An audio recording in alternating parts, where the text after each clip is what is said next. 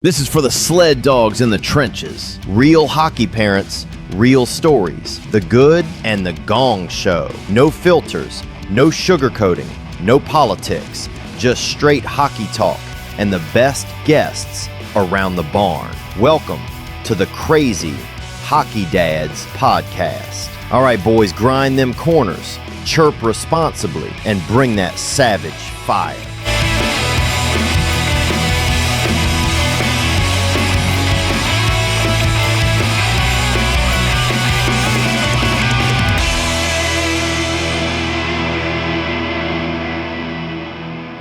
All right, everybody, welcome back to the Crazy Hockey Dads podcast, the unfiltered podcast for hockey parents. No politics, no sugarcoating, just real talk for hockey parents in the trenches. Want to give a big shout out to Big John Dangles, a.k.a. BJD, for the introduction. You can find his link in our show notes to Instagram and check out his stuff. It's funny, it's awesome, it's hockey culture at its best. Love it. And we're at episode 56, my guy. Crazy, isn't it? Crazy. Episode 56 and 50 countries, by the way. 50 countries. We just hit 50 countries yesterday. How about that? Right? No, that's amazing, dude. Right. And thank you to all the listeners that are picking us up. It's your first episode, not your first episode, whatever the case might be. If you told friends about it, whatever it is, thank you so much. Really appreciate the support. Yes. We're having a blast, and I gotta say, all the listeners have helped us land today's guest, which is amazing to have the one and only Topher Scott, co-host of the Hockey Think Tank podcast, and just an unreal hockey mind and unreal person who's just so involved in the hockey space in all facets. Yeah. Been there, done it as a player, coach, all of it, and now he's just helping educate organizations, parents, players on all things hockey, and it was an unreal conversation. Yeah, he was great. He was he was just as impressive as I thought he would be. You know? Oh yeah. Yeah. I mean, like his podcast. I still listen to it, not as religiously as I was when I was coaching, but it's something that I think anyone that's involved in hockey in any capacity, will get something from every episode. They put out a couple. They have a short shifts segment that they put out during the week also, which is great, like very focused topic conversation, 10 minutes or less, which, I think I shared with you, if I'm not mistaken. It was not, I don't think it was this past Friday or the Friday before, just talking about compete level, which was something I haven't played for Otto, but I certainly want to, because it just resonated so loudly. So there's just so many nuggets of information that are helpful for parents that are, trying to make sense of things, and players who are just kind of going through it, Yeah. No, I think our listeners are really going to like what he had to say. We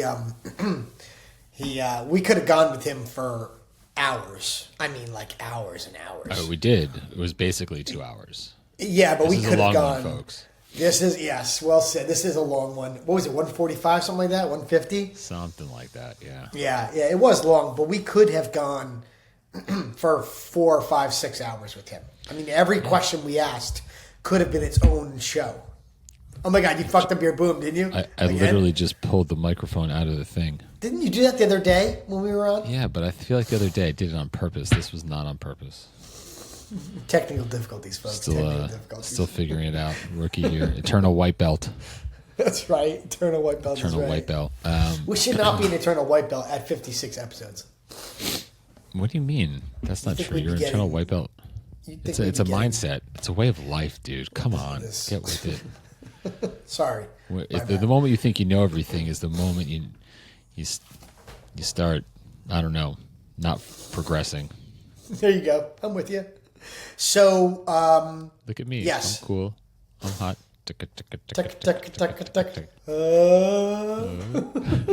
Scott! Bring in the cats! Bring out the fembots. So good. What does Austin Powers say? He's like, look, they have things shooting out of their jubblies. Well, you know what? That one I don't remember. Maybe. Oh my God, you don't? Oh my God, sharks with freaking laser beams attached to their heads. Dude, he definitely says that, by the way. They're shooting at their jubblies.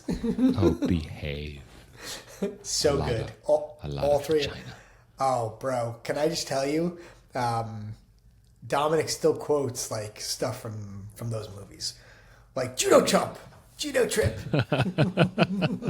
Who does number 2 work for? I knew you were going to say that. Give him hell. My name is Richie Cunningham. This is my wife, Oprah. What's your name? Alata. Alata for China. Sorry. Austin, that's you in a nutshell. No, this is me in a nutshell. How do I get on this nutshell? Anyway, but yeah, no, Topher was great. he was everything I thought he would be. I guess he was kind of like I don't want to say like the OG us, but kinda. Well, listen, right? I mean, even in their opening, it's like a podcast for players, parents, and coaches to go. And coaches to go. I think it's passionate players, parents, and coaches.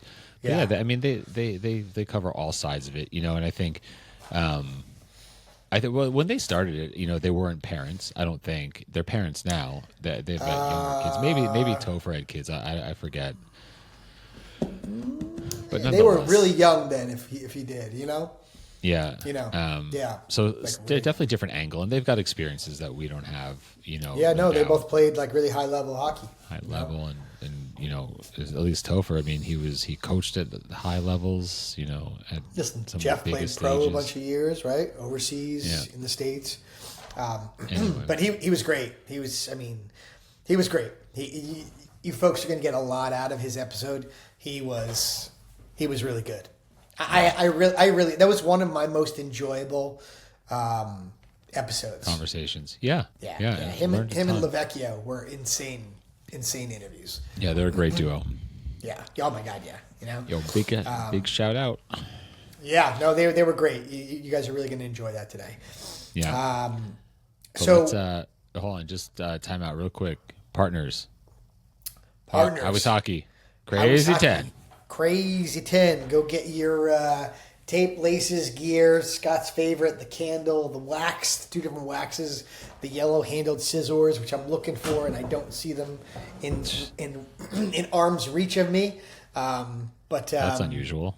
Yeah, I know it is. You're not wrong about that. They're not in your scissor holster. They're not in arm's reach of me. I'm looking. They are not in arm's reach. But they're always not. They're never far away. Let's put it that way. We have multiple around the house. You know, so yeah. But you always need to be cutting things. Listen, you need them more than you don't around your house. I'll say that. You know, I'm telling you, we use them for everything. Like literally everything. It's crazy. They're really good shears. Like again, I've said this before. I feel like they need to be in like some paramedics like toolkit because they will cut through anything. Cut it out. I wonder if that was the inspiration behind the. I would think so. Yeah. I mean, they're pretty good scissors, you know. But yeah, we love Howie's Hockey. So go use our discount code CRAZY10 for 10% off your Howie's Hockey gear. Yeah, and let's not forget to shout out Coach Kevin and hockeytraining.com. You know, if you got a kid or you yourself, you beer leaguers out there want quicker hands, faster feet, or a stronger stride, go to hockeytraining.com. Coach Kevin runs all sorts of has a library of all different videos from stick handling, speed, strength, agility. They've got virtual stick handling classes, off ice training programs. You know, I got men's league domination 23. That's what's up. And you know, like I said, it's not just for kids. So I encourage anyone to check out hockeytraining.com and take a look at the platform. It's full of all different types of content, all different types of at-home, off-ice training programs, like I said, for speed, strength, agility, stick handling, you name it. He's got it. So go check it out, hockeytraining.com. And Hockey Training HQ is his Instagram. A lot of good videos there. Yes, that is true. And then we have Titan Battle Gear, right? We have Titan Battle Gear for your, in my opinion, the best base layer on the market for your children. If you're looking for your children to be safe and stylish at the same time, which they will like because the sty is big these days. Sty is big. It is big. Titan Battle Gear is your best base layer with the most protection. They are not cheap, but it is worth it in my opinion. We spend so much money on gear for our children. The least we can do is actually protect, them from themselves and from others. Especially with all the lacerations going on these days in the game for whatever reason. Everybody should have a Titan base layer for their child, in my opinion. So you can go to titanbattlegear.com/crazyhockeydads and use the discount code crazydads10 for 10% off your Titan Battle Gear. Well done, sir. And last but certainly not least, Athletic Performance Insight.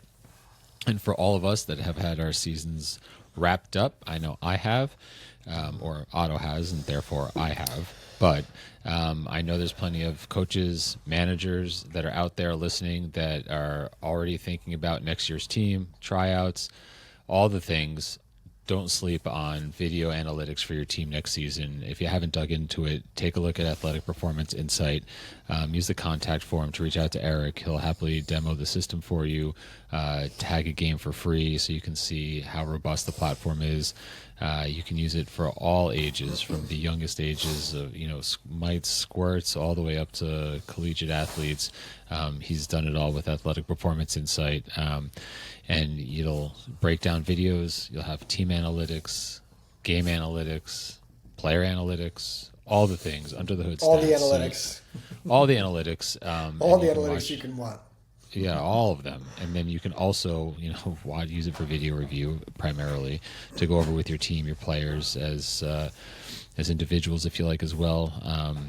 Mention Crazy Hockey Dads and you get a 10% off a season subscription. And make sure to check out Athletic Performance Insight. Yeah. All right. So Otto is done with his season? Came to an end. On okay.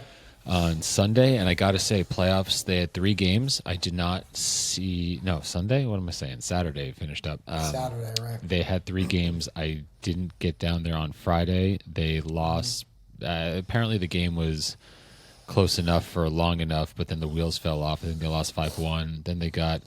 I don't forget what the score was, but the first game on Saturday, they got outplayed and lost. And then interestingly, they won their last game against a team that didn't seem like they were that good. I mean, they beat a team, they were competitive, no doubt, but the team they beat on their last game was the team that went on to win. And I found that very surprising because I feel like they played much better teams during the season. But hey, youth hockey, that's what happens. But it's in the history books. 11U, done and dusted. And we are looking forward to tryouts in like 9 days, 8 days, whatever it is now. Is that when your tryouts are? Your tryouts are in 9 days? Yeah, March 10th, really? 11th, and 12th. Ours aren't until like mid-April. Well, the thing is with the younger age groups, they're earlier because they don't go to like districts. They're not going to like nationals. Their seasons, if you're not in the playoffs, are shorter. Yeah. Or if you win your playoffs, they're shorter too. What? A whole month ahead. I mean, that's more time than I expected. Yeah, but I guess it makes sense because there's no nationals. Yeah. So they'll be done soon, and then yeah, he's looking forward. We got a mountain biking team he's on this spring. He's going to run track. At middle school. Going to do that, and he'll be skating like twice a week. Nice. But no spring teams. Just no spring teams, right? No spring teams. Okay. No spring teams. Gotcha. No spring. Okay. All right. Goals. Listen. No goals. No goals. No goals. No goals. Great commercial. Do you have any financial goals? No goals. No goals. No goals. Nice, man. Good. All right. So you guys are not going to do like all the tune-ups and all that crazy shit? You going to do all that stuff? It's funny. Orly just said to me, before we started. Dude, those tune-ups are such a fucking money grab. She's like, is Otto going to do any tune-ups? I'm like, I don't know. I'm pretty sure he just skated this past weekend, and he's got tryouts next week. So I think, he's kind of tuned up. She's like, yeah, but like we're just down in Florida. We were stuck down in Florida, which is a crazy story, which I know we've posted on social. But we should get into that. We'll get into that after. We should get into that after Topher's interview because, we should get into that after. Yeah. Well, yeah, and I think but I also want to mention something about like Brady and Matthew Tkachuk, and that'll tie nicely into your story about that. No doubt. But yeah, she was like, he didn't skate that week or whatever when they were stuck in Florida. I was like, oh, okay. But anyway, so is he going to, maybe he'll hop on the ice. I have no idea. Gotcha. All right, cool. And you've been done, so no news on your end, right? We are done. We're just kind of waiting for nationals to get finished. Dominic has not been on the ice for, I guess, like 2 weeks now. But he wasn't feeling well either, right? He was sick. No, we went up to Hobart. Right. So we were gone like over the weekend. We went up to Hobart to watch Hobart play. Speaking of, Hobart just won in their first round matchup, 3-0-4-0. Wow. They go again Wednesday for round 2. Then there's a bye. Then they come back for another one, and then they go up to Utica. And Marsh said that if they win, he'll come back. If they win another national championship, he'll come back on the podcast after it. Why he wouldn't come on otherwise?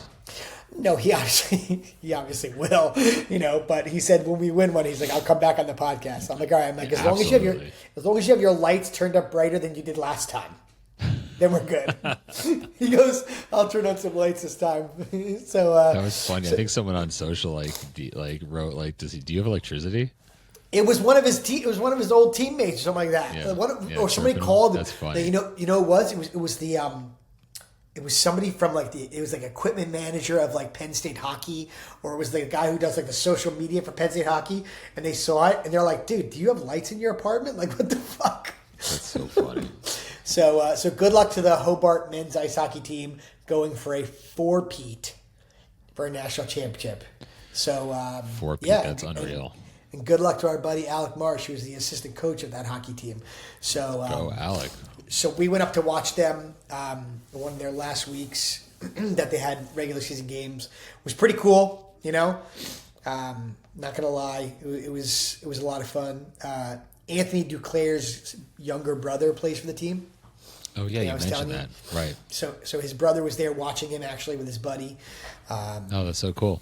Yeah, it was cool. His brother came up because it was during the Olympic break, so his brother had off for a couple weeks, so he came up to watch his younger brother play. Younger brother can play, man. I don't doubt that. Very good player, no question about it. That's awesome. But yeah, so Dom's been off the ice and then he's been injured. Injured, not sick. That's what I meant to say. So he didn't skate at all last week. He didn't go to practice. We still have practice. He didn't go to practice. He didn't skate at all this weekend. Is he feeling better?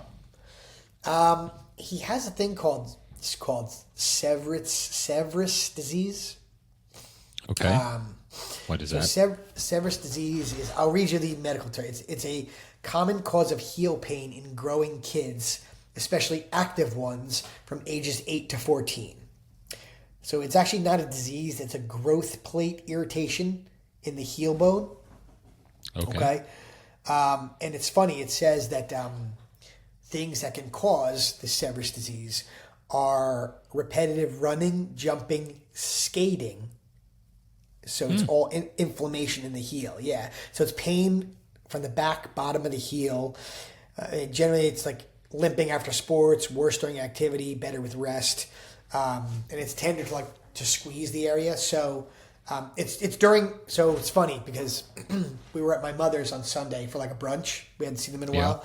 So we went over with my in-laws and me and the kids and Nance went over. And he's been like injured with this heel issue for like probably 2 weeks now. He probably won't go to practice this week.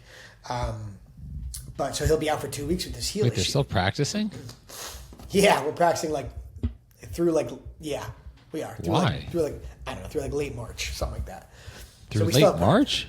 I think so. Like in the event that they had gone on to like yeah, whatever, you know. But so it's funny. It's a growth plate issue. This Severus disease. It's not really a disease. It's just like a condition. But you know, he stood next to my wife, and we didn't realize this, but they went back to back. He's like 3 inches taller than Nancy. What do you mean you didn't realize that? Dude, he's been growing out of sneakers in like the last like 3 months. Like I changed my socks. No shit. Yeah, so wait, all of a sudden, so that's why he's having new heel skates? issues. Because his, oh, don't even say that. Don't even fucking say that. He definitely needs new skates. Don't even fucking say that to me. Well, you know he needs new skates soon. Otto told me the other day he thinks he needs new skates. Don't even I was like, nah, say that you're to good. me. Don't even go there with me. You need to like do some like Chinese like foot binding thing. Seriously. Yes. Can I just tell you, the kid grows out of sneakers like it's like nothing. So how's It's he funny. not growing out of his skates yet? Bro, you don't understand. Dominic went from like clothing wise, Dominic went from like a youth small Yeah. to a youth large to a youth extra large like that. Like it was ridiculous. I would say in like a year he like started skipping sizes, Wow. which is nuts. Yeah. So which is great, but this is why he's having these heel issues because clearly he's growing and he's pounding on his growth plates as they're so. Yeah, so that's so Dom is injured with this Severus disease, which again is just a heel issue for kids 8 to 14 that are growing. Well, I hope he feels better and pretty painful. Yeah, I hope it like resolves as quick as possible. I'm sure it will. We should get to the interview, but before we do, I got one thing that I wanted to share real quick. So when my parents moved out of their house, I don't know how many years ago, 11 years ago, 12 years ago, whatever it was, went back to the house and it had all my childhood shit in there. And so I just put aside the things I wanted to keep and the rest was getting thrown out. So like fast forward, like years had passed and I hadn't really like thought about it. And then I said to my mom, I was like, as Otto was getting older, I was thinking about my hockey card collection. I was like, Mom, where's all my hockey cards? And she's like, I don't have them. I'm like, what do you mean you don't have them? I don't have them. Well, I don't have them. So where'd they go? So she's like, they must have been thrown out. I'm like, you gotta fucking be kidding me. Like I had so much like stuff. Like I had like my like high school yearbooks and like not that I'm trying to like look through all of it, like but it's just like my stuff. So nonetheless, Orly this past weekend goes with her mom to like her mother's storage unit. Lo and behold, all the shit that I thought was lost was found. All your stuff is there, right? All my stuff was found. So dude, I'm gonna check this out. Hold on, ready? Any gems? Yep. Let me see. All right. Oh my goodness. Can you see it? The Oshawa Generals. Is that who Lindros played for? Yep. Oh, that is so funny, dude. Dude, you could probably sell that. Well, let me just tell you, it's a replica, whatever. But I also have my Lindros Flyers jersey upstairs. Now I know for a Devils fan, fan, it's like kind of taboo. But like, truthfully, he was like my idol growing up. So nonetheless, I found my Lindros jerseys, all my Lindros hockey cards, my signed picture of Eric Lindros. I was like, holy shit, this is amazing. So nonetheless, listen, we gotta get him on the pod. That's who we need to get on the pod. We need to get Eric Lindros. I'm sure it's probably not that difficult. We gotta tag him. We gotta get him on there. Yeah. I'm sure we can figure something out. So anyway, there's a few more gems in there that I found, including my scrapbook from when I went when I was there when the Devils won the Cup in 2000. Yeah. Yeah, nice. Photos that I took on like a disposable camera. Dude, you know what I have? I folded up in there. I have like, when you go to a hockey game or any kind of sporting event, they give you like a towel to kind of like wave around. Yeah, sure. I have the towel that they handed out at the 1988 or 89 playoff series. We were like 10. It's crazy. Yeah, I have it folded up. It's awesome. Anyway. That's funny. So, nice, man. I'll drop some more gems, but yeah, it was pretty cool. I found the jersey. Now we need to get him on. Nice. Sounds good. I like it. All right, dude. All right. Anyway, you want to kick it over to Topher? Yeah. Here we go. Topher Scott, everybody. Hope you enjoy. I think you're really going to enjoy this interview. He has a ton of insight, so enjoy. Yep, Topher Scott, Hockey Think Tank. All right, everybody, welcome back to our next interview with Topher Scott. Who's someone who's become one of the most respected voices in hockey development. He's a former Division One NCAA player, professional player, co-host of the Hockey Think Tank podcast, and also founder of the Hockey Think Tank platform, where he works with players, coaches, organizations on culture, leadership, and long-term development. And we couldn't be more excited to have you on the podcast, Topher. Thanks for joining us. Thanks for having me, guys. I'm excited. I talked to Vex, and he was saying how much fun he had with you guys. So I'm pumped. The bar is high, though. The bar is really high for you guys. So let's go. Here we go. I would find it hard to believe. I'd find it hard to believe that dude doesn't have a good time wherever he goes. Yeah, I mean, he brings it. Well he said. brings the energy. That's for sure. Yeah, he does. Unreal. Anyway, but listen, thanks so much for joining us tonight. Yeah, As we usually start with most of our guests, if you wouldn't mind just kind of sharing with our audience, about yourself, the Hockey Think Tank, and then we'd love to dive into, what life was like for you growing up as a youth athlete and potentially having crazy hockey parents. We'll find out. No, none. There's none of those out there. For sure. Zero. It's funny. So when I started the Hockey Think Tank, it was really just a passion project. I had, my background is mostly in college coaching. I've worked at Miami of Ohio, where I got my master's program as a graduate assistant there. Worked at Cornell, where I played, and then most recently at the University of Michigan. And throughout, all those adventures of coaching in college hockey, a big part of our job is recruiting and networking and get to know as many people as we can, particularly at the higher levels of midget hockey and then junior hockey. And it was always really funny because whenever I would talk to people in youth hockey, I was like, man, everybody just seems so stressed. Like, what's going on? Everybody seems so stressed. And then when I decided to leave college coaching just to be a little bit more present around the family and not be traveling so much, I got into youth hockey, became a youth hockey coach, and then eventually youth hockey director. And I was like, pretty quickly, I was like, oh, I get it now. Like, I get why people are so stressed. And and so, when I started the Hockey Think Tank, honestly, it was just a passion project to help educate people about the game. And then it turned into a podcast, and then it turned into a website with some blogs, and then it turned into, okay, how can we actually really make some change and affect some positivity in the hockey world? And so now we work with youth organizations all over North America, and we have this Hockey Think Tank community, bringing people together to collaborate and share ideas and things like that. And it's been really fun. It's been really, really fun. I've learned a lot, and I've gotten to interact, as you guys know, even though there are some crazies in the hockey world. So many people, the vast majority, are just amazing people, and so 100%. this journey that I've been on has been one of a lot of intellectual curiosity. It's been a lot of scratching my head and pounding my head against the table too. But honestly, it's been really fun getting this thing off the ground, and we feel like we're making a positive impact. And so we appreciate you having us on, between Vex and myself to spread the word, and excited to talk to you guys here and getting your perspective today too. Yeah, man. Appreciate it, definitely, and it helps the game. So it's all for the greater good of the game, right? 100%. Let's move it forward, baby. Let's go.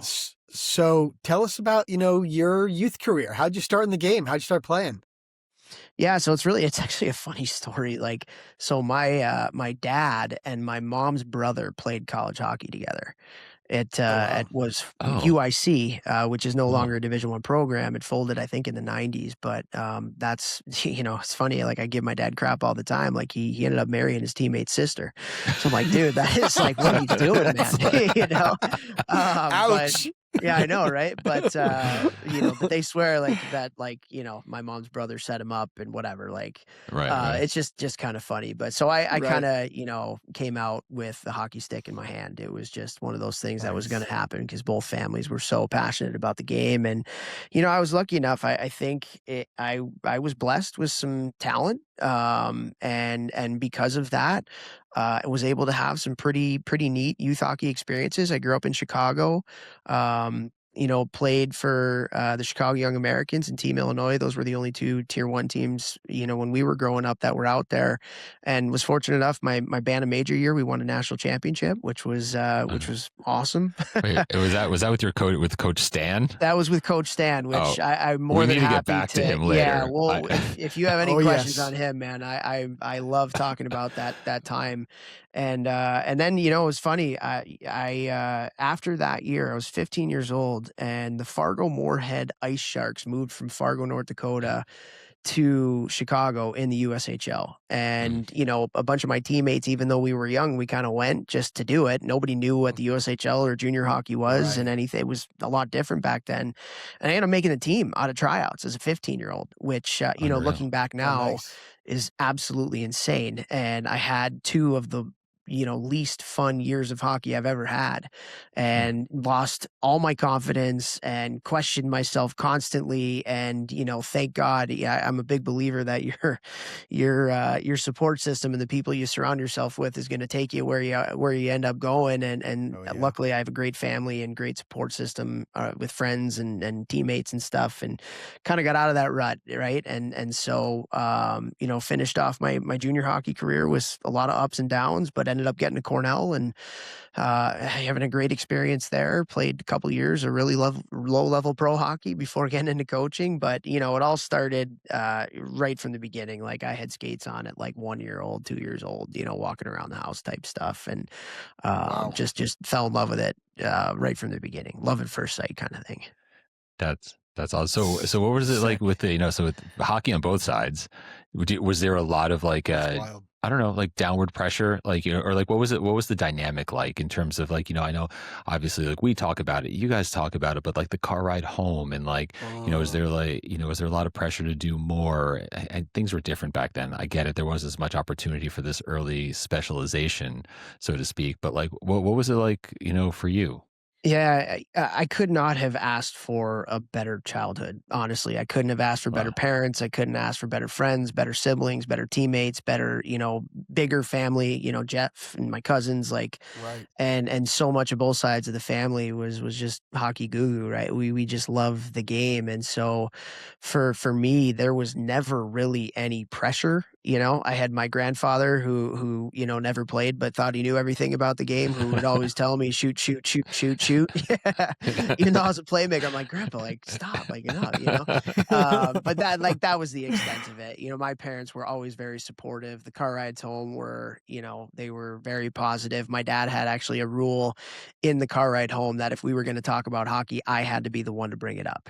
He would never be the one to say it first. And, he coached a lot of my teams. He never really liked to be the head coach, but he was always there as an assistant. And so, yeah, my mom loved to be the manager. My dad was always involved. It was just, I honestly could not have asked for anything better. And the really interesting part of that, guys, and I say this a lot, I do a lot of parent education stuff in the hockey world. And because I was pretty talented, I could make teams and things like that.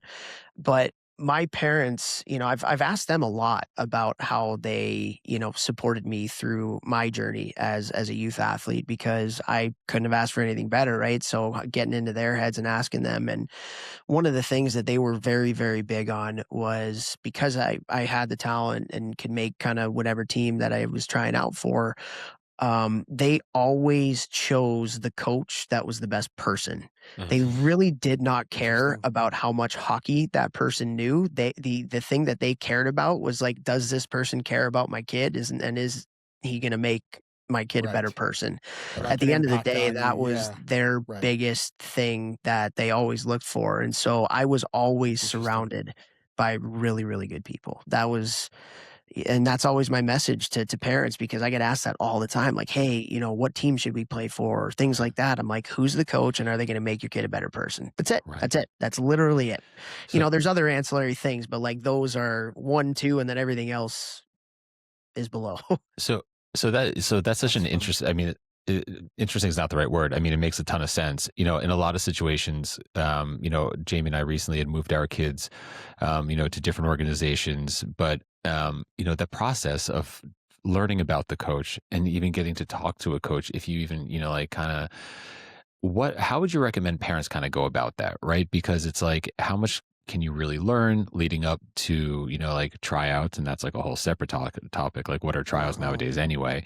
But, you know, it's like maybe some parents don't even have like opportunity. Maybe there's only one rink, you know, like, so in terms of like just kind of how do you advise people to kind of go about that? Like, get the coach on a call, like in person, ask them a few questions. Yeah, that's a great question. It's a question we get asked a lot, and I think there's a couple things that parents could potentially do. Number one, when you think of like hockey stuff, go watch a practice or get on Live Barn and Sure. watch a practice. Like for me, that's everything. Not everything, but it's one of the most important things because practice is where your kids get better. And so if the coach has a plan and the coach has, you know, is bringing energy and it looks like a really good practice, then that is something that's going to help to develop your son or your daughter. I think the second thing is, and again, depending on what age, but it seems to be kind of have to ask this at every level now, but like, what's your philosophy on ice time? You know, like because honestly, like if your Yeah, kid is going to be one of the true. bottom kids on the team, and this is a coach that's known for playing one line or playing two lines, then you don't like as much as maybe a good practice is. If you don't have any confidence because you never play in a game, that's never a good thing either. And so, what's your philosophy on ice time? And I think another thing that's really important too is like I tell parents all the time that like steer clear and be very afraid of people who tell you what you want to hear. Like the people who are kind of like salesmen and the people who are going to promise the world and like all these kinds of things. Oh man, I just I don't love that. I would rather have my kids play for a coach that's like brutally honest. Hmm. The And good for gives the it between good, the the bad, and the eyes. ugly. Yeah, Yeah, can look you in the eyes and tell you the truth. Because those are the people ultimately at the end of the day, they're going to be not just coaches, they're going to be mentors, they're going to be sports Yeah. psychologists, they're going to be, you know, so many other things than just coach. And so again, it goes back to is this person a good person who's going to put time and effort into developing my kid, more importantly as a person than as a hockey player. So I think, you know, watch a practice on Live Barn or get your kid out on the ice with them. You know, ask them about their plan for development, ask them about their philosophy on ice time, and then, you know, is this an honest person that's going to help my kid become a better kid? Yeah. so it's funny you mention, you know, development and stuff like that. I'm curious. You obviously see tons of kids on the youth level. What do you see is the difference between the kid that can progress and the kid that can't progress? Like, do you see it's parents putting too much pressure, or I don't know, them not being able to handle failure? I'm just curious. Why do you think there are some kids that make it and some that don't? That's a Kids that great have like the same question. talent, right? But Yeah, I think it's a little age appropriate, so I might have different answers for younger kids than older kids. I think the ability for a kid to learn is something that we don't talk about enough. Hmm. How can we equip kids with the skills to be able to pick things up a little bit quicker? How can we Love that. equip them with the skills to be able to coach them and then they can take that and transfer it into what they're doing? I think that's one at every level. Like I think about the college kids that I've coached and the best ones, you told them once and then they did it. You know, like you didn't have to coach them again on whatever it was that thing was. And so right, is there a way that we can help kids to learn quicker and learn better, you know, and transfer skills a little bit better? I think that kind of scopes around it. I would say yeah, love of the game. Love of the Yeah. game is a big one. I think, you know, like I mean, it's just simple science. If you love the game, you're going to want to work at it more and you're going to Right. put more intention for what you put into it. And so like I think of like all the best players that I've been around, whether it was playing or coaching that have gone on to play in the NHL and things like that. I always say there's two consistencies with those players. Number one is they absolutely love the game. It's not work to them. They love it. They put in the extra work, not because they feel like they have to, but because they want to, because it's a passion for them. right. And then the second thing is ownership and accountability. Like those players take ownership and accountability for everything that they do. And I think it's very, very easy to be an excuse maker. It's very, very easy to point fingers and blame other people when you don't get the results that you want. And very few of us get the results we want, especially in the time that we want them in. And so you're going to have to stick it out. You're going to have to be resilient. You're going to have to be okay being uncomfortable, not getting those results. And the ones that make excuses, like they kind of stagnate. And the ones that take ownership and look in the mirror and say, you know what, I need to get a little bit better. Like those are the kids that I think end up making making it and also have the life skills to be able to succeed in whatever it is they do outside of hockey too. So like love of the game, ability to learn, to the ability to be resilient and handle conflict and uncomfortable situations. I think those are really, really big separating factors. And actually like to a really cool story. So this is maybe a little bit as you get older, but I remember, it was a couple of years after I had left coaching Cornell and they were in the ECAC Final Four and I went up to go watch them play. And, I know a lot of people in the NHL, particularly in development and scouting, because we talk a lot in the college recruiting process.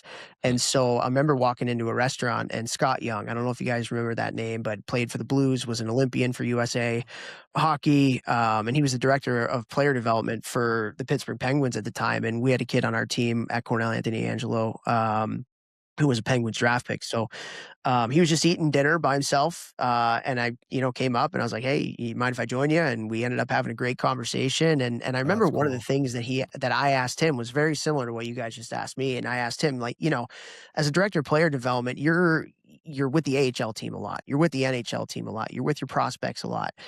And I asked him, like, what's the difference between a player that like gets to the NHL and stays there versus one that you kind of can't quite, they're up and they're down and they can't quite figure out how to, stick. And his answer just floored me. It absolutely floored me. And I'm thinking he's going to say something like compete level or character or, hockey sense or something like that. And his answer to me, he said it was self-awareness. Like the people that make it are self-aware. They understand their strengths and their weaknesses. They understand the role that they need to play on the team. They're bought into, the Pittsburgh Penguin way, whatever he called it. Like they just have a really good self-awareness and understanding of who they are, and how they can help our team win. And I was like, wow. That is such a profound answer. And, the more I read and listen to podcasts about professional and personal development and things like that, and honest self-reflection is like such a powerful thing. And we need to be talking about that more. And we need to get kids journaling more. And we need to get kids to really kind of get outside themselves and think about things from different perspectives, get them outside their bubble so they can have a better perspective on where they're at in their journey. And I love telling that story because I just remember being like, wow, that is just such a great thing that kids should learn, just an honest self-reflection and how important that can be. There's a lot of not self-aware parents in the youth hockey space. Yeah, and then it doesn't trickle down. But it reminds me, I was listening to a podcast On Purpose, the guy Jay Shetty, and he had Novak Djokovic on, and he was recalling what it was like for him growing up playing tennis, and he had to move away from, I don't know if he moved away, but he maybe it was within his home country, but nonetheless, he was at the young age of like 10, he was like more effectively billeting at like a tennis coach's house, and I think it was and I think she would have him listen to classical music and journal, like starting from the age of 10, and it's just funny you say the journaling piece, because I was like, wow, that's, one of the best, if not the best tennis player of all time. That's something he started doing at a young age. But it's so interesting that like we're talking about this because my son just started middle school this year, so he's in 6th grade, and it's a big change from an educational standpoint and like the amount that's expected of them, workload and like independent work and stuff like this. And my wife and I, and like it's hard for a lot of kids. My kids does fine in school, but it's not like he loves it. And we kept on saying to each other, when did these kids actually learn to learn? Because it's just like expected of them. Like they show up and it's like they give them like the first marking period to like, ease them into homework. But I'm like, my kid doesn't know how to do this stuff. And now he just has to like turn it on. It's like these kids need, like, to your point, like learning to learn. It should be part of the conversation, and it makes a ton of sense. Yeah, and I think with that, like I don't know about you guys, but I'm obsessive right now about creating environments where that stuff can come out with these kids. Like what kind of environment can we create to help stimulate that? And a lot of it, and I'm learning this as a parent. I got an 8-year-old, a 6-year-old, and a 4-year-old, and my first impulse a lot of the time is to step in and tell them what to do, or correct them. And luckily I have a lot of great people that I know in the development world. And like, by doing that, you're almost handicapping them to be able to problem solve, because that's what sports and hockey sense, and it's all problem solving. Yes. And life, right? And so, I kind of catch myself sometimes. I'm either like in the middle of stepping in or like just about to, and I'm like, Toph, practice what you preach, step back. And so like, how can we create environments? I think that coaching is great, but I think overcoaching really crutches kids. And I think we're living in a day and age right now where the pendulum is swung a little bit too far to the overcoaching. And so, the kids don't necessarily play hockey on the pond anymore, and they're not playing in the street as much as we did, and they don't get that unstructured play where they can kind of do that problem solving and figuring it out on themselves. And so I think if we think about like, how do we help kids to be able to learn, a lot of that is just trying and failing and self-reflecting. What's Vex's thing? He probably said it on the pod, like, learn, adapt, apply, I think is what he always says. He did say that. He probably said it when he was on here, right? But it's so true. But like, you can't always tell them what to do. You can't always give them the answers to the test, and let them figure it out. And Totally. When you do that, they can stimulate a learning experience. It's so funny that you just said that, because the conversation in my household recently is that dad's doing too much dadding. And and literally this morning, so my son Dominic, who was on when you popped on, has ADHD. So it's really easy to parent and overparent an ADHD kid, right? Because they're always kind of, making, because they don't realize it, right? But they're always kind of doing something, I don't want to say incorrect, but you know what I mean? So as a parent, you want to correct, right? Because you want them to learn the right way to do things. But so I've been trying to dad less for that exact reason. I want him to figure it out. And if he's not going to figure it out now, he'll figure it out in a year from now, or 6 months, or 2 years, whatever it's going to be, right? So literally this morning, before I took him to school, he was brushing his teeth, and he wasn't brushing his teeth well. and I shut my mouth, and I called my wife on her way to work, and I'm like, Nance, I wanted to say something, but I didn't, because like you said, they have to figure it out. That's how life works. You have to problem solve. You have to figure it out. As parents, we like to step in and try to remedy the situation. But like you said, Toph, you're really hampering your child, and you're kind of taking away a learning experience from them, that they can actually. How many times did you touch the hot stove when your parents told you not to touch the hot stove, right? You sometimes just kind of have to do it and figure out that it's wrong, to then figure out that you're not supposed to do that again. Right. Yeah. And we don't have to be their teachers all the time. We don't have to be their correctors all the time. And I think that's something we all as parents struggle with, and I think about like one of my daughters, she sucked her thumb until like second grade. And my wife and I were like, we tried everything to get her to stop. And then, we go to the pediatrician, and the pediatrician was like, she'll stop when her friends make fun of her. When they're ready. We're like, yeah, like that makes okay, that makes way more sense, and we're stressing about it, and like we're like, oh my god, and it's just like, no. But it's funny you say that, Jamie, like the ADHD thing. So I have an ADHD child too, and we just got her kind of tested at the request of a teacher that she had, and it was really funny because I think that's becoming a lot more. Whether it's we just know about it more, or I do think environments kind of like stimulate and kind of, I don't want to say create ADHD kids, but like certainly brings it out maybe a little bit more. No question about it. Yes. And it's interesting because I've done a lot of research on it now, and it was funny when we met with the doctor who did the evaluation on my daughter, and was like, "Yep, this is your daughter, and this is why." And like I remember after she was done, I kind of looked at her, and she was like, "You guys have any questions?" And I was like, "Yeah, is this genetic?" And she was like, "What do you mean?" I was like, "Because I feel like you're talking about me right now."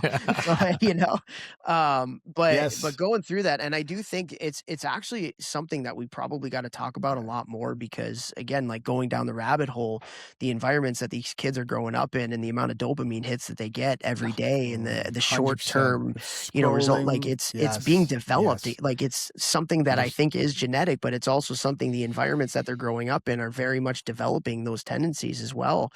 Yes. And so how can we as parents and how can we as coaches with probably a lot more kids that we have than maybe we grew up with having ADHD? And I hate that it's called a disorder. It's not. I think it's a superpower, but it's just a different 100% way of agree with thinking you. about things. Yes. I would encourage all parents out there to look into it and to think about it, and all coaches too, because we're going to be coaching a lot more kids that have those, I don't know if you call them symptoms or whatever, but like, Challenges, those whatever it is. challenges, Yeah. tendencies, Yeah. whatever. Right. Yeah, I hear you. It's but yes, you're right. They need to be parented more, but do they?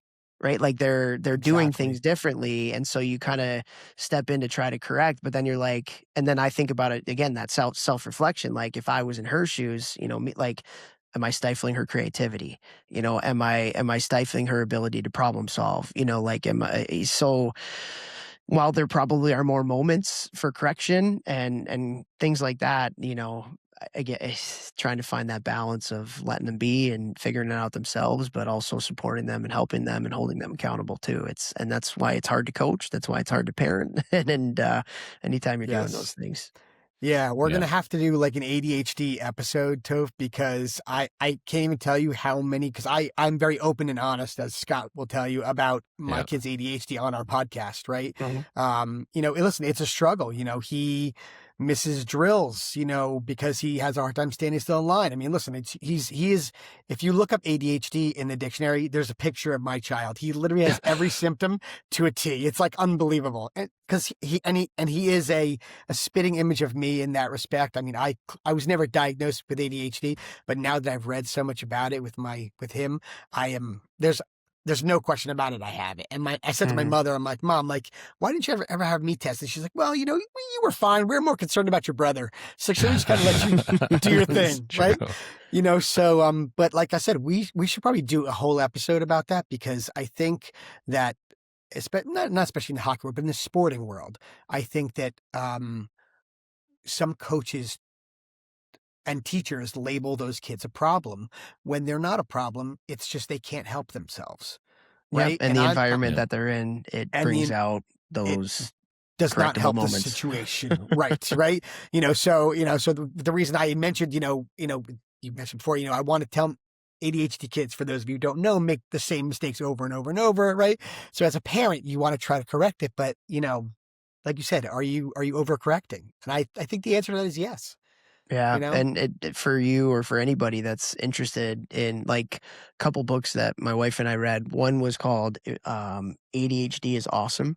It's Mm-hmm. great, like really, really good book. Really, really good book. I don't know if you guys have read that. One I'm reading actually right now is Gabor Mate, Scattered Minds. Okay. That's one I think maybe a little bit more tailored towards adults, at least is what I've read so far, and it has Right. been a very big mirror to like I kind of Oh, understand yes. myself a little bit Oh, more. no And question. another one, I don't know if you guys are familiar with Mel Robbins. Yeah, Yeah, Mel sure. Robbins Oh, yeah, she's is great. Yeah. Listen to her the podcast. best, and Yeah. she did an episode. She has ADHD as well, and she did an entire episode on it, and like I was like crying, like listening Oh, to it, like, oh my God, Yeah. I understand myself, I understand my kids so much more. My wife's crying because she understands me and her daughter, like. So yeah, just those are three just like resources or something that I've read or Yeah. listened to that really had a profound effect on the way that I think about it, and I think really helped me to understand it and understand myself and my family. Mhm. That's awesome. Yeah, I have another What a book. That's gift to find those he's, things. He's not he's not lazy by Adam Price. For Okay. those of you who have a kid who has ADHD, by all means, definitely read up about it. I encourage all of you. Cool. But yeah, That was a nice little yeah. tangent we got there. It was, right? Well, listen, there's so many parents that like listen to this that like I'm sure like have similar situations, and it's or know someone. So in any event, it's good to get that stuff out there for sure. Oh, yeah. But one of the things I wanted to touch upon was like this time of year, youth hockey, in the youth hockey space, the seasons are wrapping up for the younger kids. The older ones might be going on to play a little longer. Let's call it silly season, if you will. And we have the tryouts that are they really tryouts? The ID skates that maybe you did or didn't get invited to. Maybe you're shopping for a new club. Maybe you're a parent that's delusional about how how good your kid is. Boy, it's like it's insanity time around the rink in terms of like like say there's a family that isn't a lock for the team that they're on, and they're either concerned, they're starting to shop around. How what are some like pro tips from your perspective on kind of handle like all the things that are happening this time of year? Oh boy, I know it's a lot. We can have I a know it's a whole big podcast topic. episode Big just topic. on Yeah. this, tryout dates and how to navigate it and everything like that for sure. Um, I think two things are really important. Number one is live in the moment, man. Like, the only thing that you have control over is your actions right now. Yeah. So, yeah, and again, like Vex, he probably said it when he was on here with you guys too. We are very big believers that lessons are caught, not taught. And if we as parents are, riding the drama train and we're, getting crazy and things like that, like our kids feel it, they hear it, they see it. You might not think it, but they do. And so it is going to affect. Like I was on the phone with a guy today, and he was telling me that like it's playoff time right now, but his kid's got a bunch, and this is like a 10-year-old. His kid's like got a bunch of anxiety because everybody's talking about next year. Like he can't sleep. He's got that much anxiety. He can't sleep because he's so worried about next year's team. And it's like he's getting ready for playoffs. And there's a 10-year-old. Like that's a reality of the world that we're living in right now. And so I think as parents and even as like again, the message has to be live in the moment. The message has to be in the present as much as we can, right? Like that's idealism. That's not reality. We can't fully do that because there's a reality to where tryout dates are and all these things that are happening. But if we can do that. And then when you talk about like navigating this thing, honestly, and I would have this advice for anything, but like whatever happened to brutal honesty, just be honest with people. Like if you're a parent that, you don't know if your kid is going to be on the team next year or something like that, go to the coach and be like, hey, just shoot me straight, man. Like what? And the coach might say he's in. The coach might say, go find another club. The coach might say, I don't know, but at least if it's a coach that you can trust. And then same thing on the coaching side, be honest with people. Hey, you're like wink, wink, nod, nod. You're in. Okay. Stop stressing. Right. Or like, I'm not seeing it. I just don't like as a parent, I would rather have a coach tell me no now. And so I can figure out a better 100%. situation than, I mean, ultimately at the end of the day, the tryout should be in the fall and it should be an actual tryout. That's not reality. Right. So, try your best to live in the moment and especially in front of your kids. Don't talk about the drama. Don't talk about all this stuff. Let them finish out their year as best they can with their teammates, the people that they battled with, throughout the whole year. You as a parent, like have fun with the parent group that you've had throughout the year. You've gone through a lot of different stuff together and just honesty, man, like honesty. There's nothing wrong with honesty. Like anybody who plays an angle are the ones that make me the most furious. Like I would rather somebody tell me something that I didn't like, but they told me it straight up than somebody to like lead me on, drag me on, try to play an angle, like tell me yes, tell me no, tell me I don't know. And then I can make a better decision. Yeah. Unfortunately, I think a lot of coaches are more worried about hurting people's feelings these days. Well, I think than so. being brutally honest. They also hedge, right? Like everyone's hedging. Like what if another player shows up at tryouts, or True. what if I get invited, it's crazy. Mm-hmm. No, that's true. I'm curious, Toph, what, we have a lot of people that I'm sure you get this question too. We have a lot of people that write us and say, my kid's trying out for a AA team and, and they're not sure they're going to make it. And the coach is kind of beating around the bush, like we just said. Would you have that person have like a plan B, a plan C, just in case? Depends on the situation, I think, for sure. I think, but again, you gotta be honest with people, like, hey, if you want to play on team A and that coach says, I don't know, they're hedging their bets or there's actually going to be a tryout, God forbid, like, and they're on the bubble, right? Sure, have a plan B, but tell plan B, hey, my kid wants to play on this team. We're not sure he's going to make it or she's going to make it. And so I get like we need more of that. Not like, hey, we really like it here. And then at the 9th hour, we're going to pull the rug out and we're going to go back on our word. That's not the right way to do things. The people in this business, I think, that do it the right way are unapologetically authentic. they're upfront, they're honest, what they The good they ones are, say, yeah. they mean, and they follow through. Like the follow through thing, I think in youth hockey is thing that we got to be a lot better at. There's a lot of promises made, there's a lot of this and a lot of that, because the way that youth hockey is today, it's more of a recruiting culture than it is a development culture, let's be honest. And that's not Yep. to say that coaches that recruit don't develop, because there's a lot that do, but there's also a lot that don't. And so much of the emphasis gets put on the recruiting side of youth hockey. And unfortunately, because of that, we live in an age that's just, there's so much stress and anxiety and doubt and, you know, with all the things that you guys are talking about right now. So, yeah, I think again, just like the honesty part, like if you want to have a plan B, that's fine, especially if your kid's on a bubble, for sure. Yeah.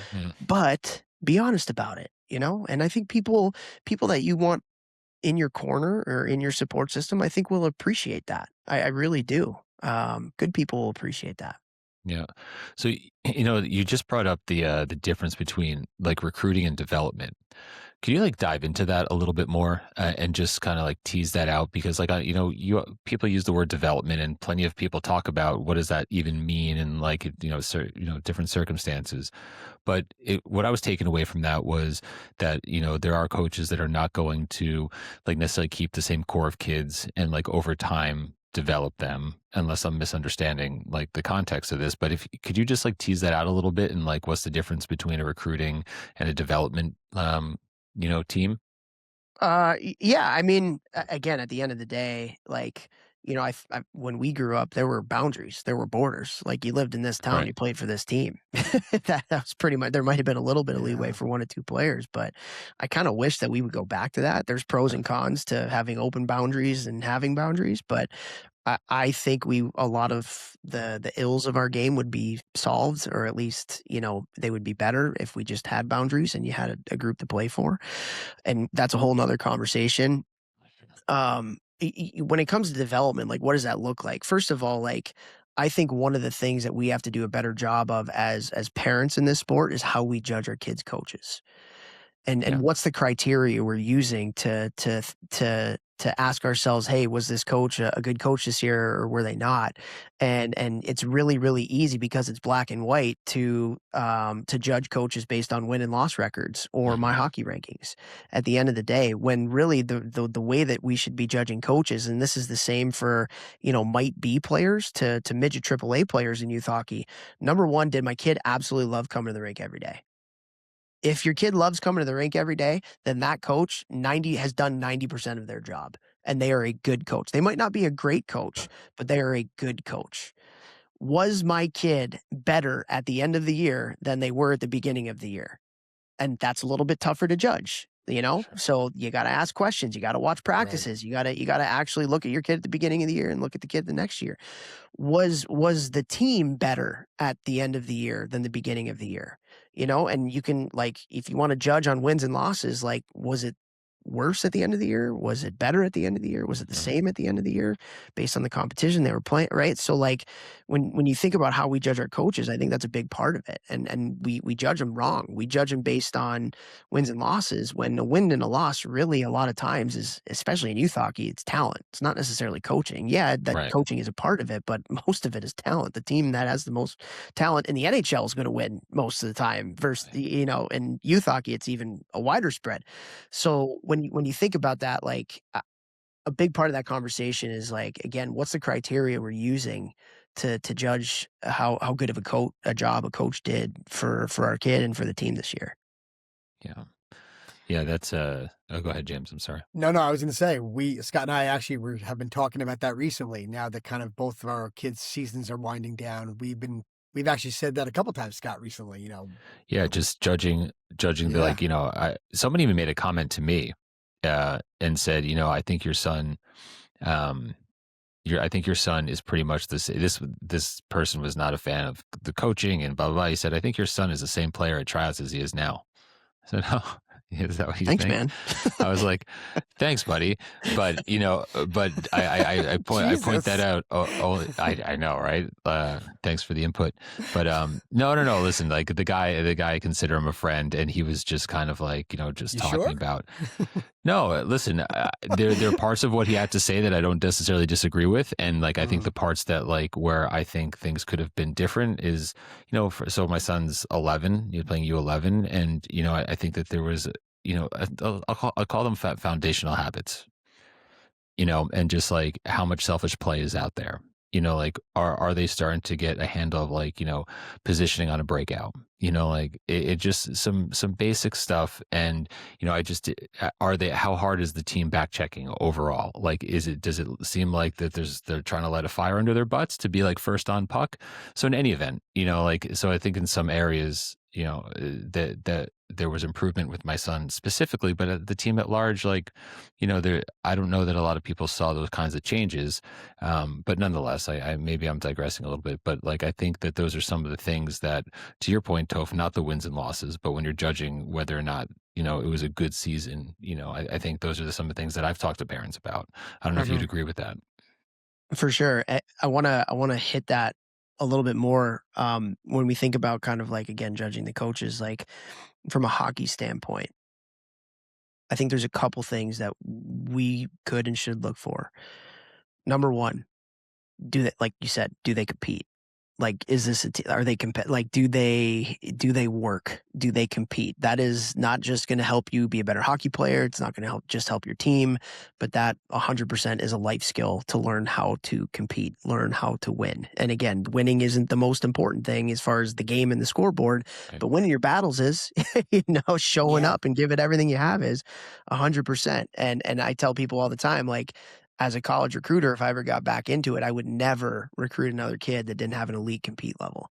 And the reason why is I think compete is a very, very, it's a sibling to passion and love for the game. I don't know very many people that are really, really competitive in hockey that don't love to play hockey. It's usually one and the same. and sorry to interrupt, but could you just like, what does an elite compete level look like? Just Again, yeah, go ahead. It's passion. For me, it is a passion. It's a willingness to show up and give everything you have to a battle. It's a willingness to show up and give everything you have to win a race, and it's just like the passion with which you play. Because you're not going to win. Like, again, it goes back to process versus results. You're not going to win every battle. You're not going to win every race. But if you gave it your all for it, that to me, that's a competitive person. So that I think would be my definition. Would be pretty close to like just passion for the game. Yeah. All right, so I have a quick question to bounce off that. So Scott and I talk about effort level a lot, right? And competing. Sure. So how do you teach that to a kid, right? And at what age should you really kind of see that come out? Because I love this question so much because, like, honestly, guys, we can talk a whole episode about compete and work on and things like that. I love it. Thank you for bringing it up because we'll probably go for another hour here, and that's totally fine. But like, first of all, I think compete comes out in different ways in different people. So understanding like like you look at Alex Ovechkin and Sidney Crosby, the two best players of our generation. They're both extremely competitive people in very, very different ways. Alex Ovechkin's compete level comes out in his passion for scoring goals. Like, he loves to score. It's how he feels he can help his team win. He doesn't compete really that hard in other areas and at some times, like, it's not a knock against him, but like his gift is his competitiveness to want to win by scoring goals. Right. Like, and he has, he's the greatest goal scorer. He's very good at it. Yep. Yeah. Very good at it. Sidney Crosby's compete level is very different. Sidney Crosby's compete level is in small areas. It's around the net. It's, it's what we kind of define compete level as, when we think about compete at a more macro level. And Austin Matthews is extremely competitive in his own way. And Connor McDavid is competitive in his own way, and Makar and like all these different people. And so I think really like figuring out each kid and what that means. That what are they passionate about? Do they love to score? Do they love to be physical? Whatever it may be, like just kind of doing that. I think that's one thing that's important. The other thing that's important is like, I think, and I've talked to a lot of different people about this, but like it is something that can be developed. It is absolutely 100% something that can be developed. Now, people are born with different compete levels. There's no question about that. There is a nature part of this. Yeah. One of my mom's favorite stories was when I was like 5 years old, and I was like, they had me really young, so they would like bring me to parties, like, you know, with their 26 and 27-year-old friends who didn't have kids yet, you know, and I'd be sitting there and you know, I loved playing Sega Genesis, like NHL stuff, you know, on Sega back in the day. Totally. And I was playing against one of her like friends from high school, you know, that they were still buddies with, and you know, he was letting me win, you know, for the first couple periods, and then the third period he's like, oh, this kid's actually not bad at this, I'm going to start trying. And so he started like coming back and things like that, and then I got so pissed off when he started coming back, I went up to the TV and I freaking shut it off. I walked upstairs, I'm like crying, you know. So like I think it was a little bit nature for me to like be a little psycho when it comes to compete. There's other, you know, but so there is a nature aspect to it, but also it's something that, and Vex and I talk about this all the time, and I'm sure you guys talked about it with him too. Like in his gym, everything they do, there's a score and there's a result and there's a winner and there's a loser. In hockey, like drills in small area games and like having an ability to have a winner and have a loser, and maybe there's something on the line, you know, when you're working on skating, you know, if you're doing a station-based practice, like don't just work on going around cones, do races. Or, you know, blow a whistle, the first person goes, then you blow a second whistle a second later, and the other person's got to chase them. You know, like put them in competitive situations, and they're going to be more competitive. And so I think, you know, it's a little bit more developable, if that's even a word, when they're young. I think as they get a little bit older, you know, the zebra's stripes have been painted on them, and it's a little bit harder to kind of get that out of them. But like, yeah, when you talk about what's the age, you know, there's not one. You can develop that at the youngest of ages, and they love it, man. Like they love it. We had Jason Guerrero on our podcast. Gosh, it was probably 3-4 months ago. He works with USA Hockey, and Jay was telling us that they did a study on 8U players, and you know, we always want to make the game fun. That's a big part. We have to make the game fun. And so they did a study on 8U players. Well, what does that mean? To an 8-year-old, what does fun mean? What does that look like? And so they went out and they actually, you know, talked to a bunch of 8-year-olds and 7-year-olds, and what does fun mean to you? And it was amazing. The number one answer was, I love to be challenged. No way. That was the number one answer, is I love to be challenged. And it's so funny because I feel like, you know, the kind of the way that we think at a macro level about kids of today, right? Like kids of today with quote marks is like, oh, they're soft, they're not mentally tough, things like you hear that from like old school coaches all the time, and I hate it because I don't think they are. And this is like a perfect, you know, no, like they actually like it. They love to be, that's fun to them to be challenged. So creating competition, creating winners and losers, you know, we shouldn't be judging people by that, but we should put them in situations where they can learn that skill. I think it's a skill that can be developed, just like stick handling and shooting and skating. Yeah. So I don't know, we can go down this whole rabbit hole for hours, but I think compete is very linked to passion for the game. I think it is something that we can develop in our players, especially when they're younger. And again, it's all about the environment that we create. What's the environment we create? And my cousin, Vex, I don't think there's anybody better at developing that kind of environment that I've ever seen. And I've been with some amazing coaches and people who develop kids on and off the ice. I don't think there's anybody that does it better because of the enthusiasm with which he brings, the competition which he exudes. It's really fun to watch. I think he said something to the effect when he was on with us. I think he said like, it was some like game. He's like, and the loser's got to do push-ups. He's like, and I want you chirping him while he's doing his push-ups. Like it was so right. It was something to that effect. Yeah. Oh yeah. Yeah. 100%. So, well, one of the other things that I know that you talk about often, but just talk about leadership, right? Yeah. And one of the things that, you know, I think happens often and is, you know, it's the best player, you know, that usually ends up wearing like the C. And my son hasn't been on a team where they've had captains yet or anything like that. But I think that's also something where you see in the locker room, like there are kids that are just natural, like it comes to them more naturally, just like compete. and there are kids that are like shy or more introverted. But when, in terms of like helping our kids become leaders, because I think that there's opportunities, all over the place, for kids to do that. How is that, when you talk about leadership, how do you recommend fostering that in kids? Oh man, you guys did your research because you're talking about stuff that like I cannot stop talking about. Like I freaking love talking about this stuff. Before I get into that, I just want to say that like being at the higher levels of the game, like still being very involved and in touch with college hockey and knowing a lot of people that are in the NHL at every level, from management to coaching to players, there is an abyss of leadership. People are Yeah. craving and starving for player leadership like you would not believe. I just think it is something that we're not seeing as much. And so it is something that, if you are a crazy hockey dad or a crazy hockey parent, like you want your kid to make the next level, like if they do have some of those abilities, like those are things that people at the highest levels of the game are looking for. Yeah. They want to recruit and scout captains. They want to recruit and scout kids who the coaches, can't. I call it the daddy-daughter test. Like if I go to a coach and I ask about a kid's character and that coach says, I would let this kid date my daughter, like that, to me, like that's having 3 daughters myself now, like that. Yes, 100%. So, before we get into how to develop it, it is something that we need more. We need a lot more of it. Because I know as a coach at the college level, and I've won championships with every college program I've been at, you can't win without player leadership. You just can't.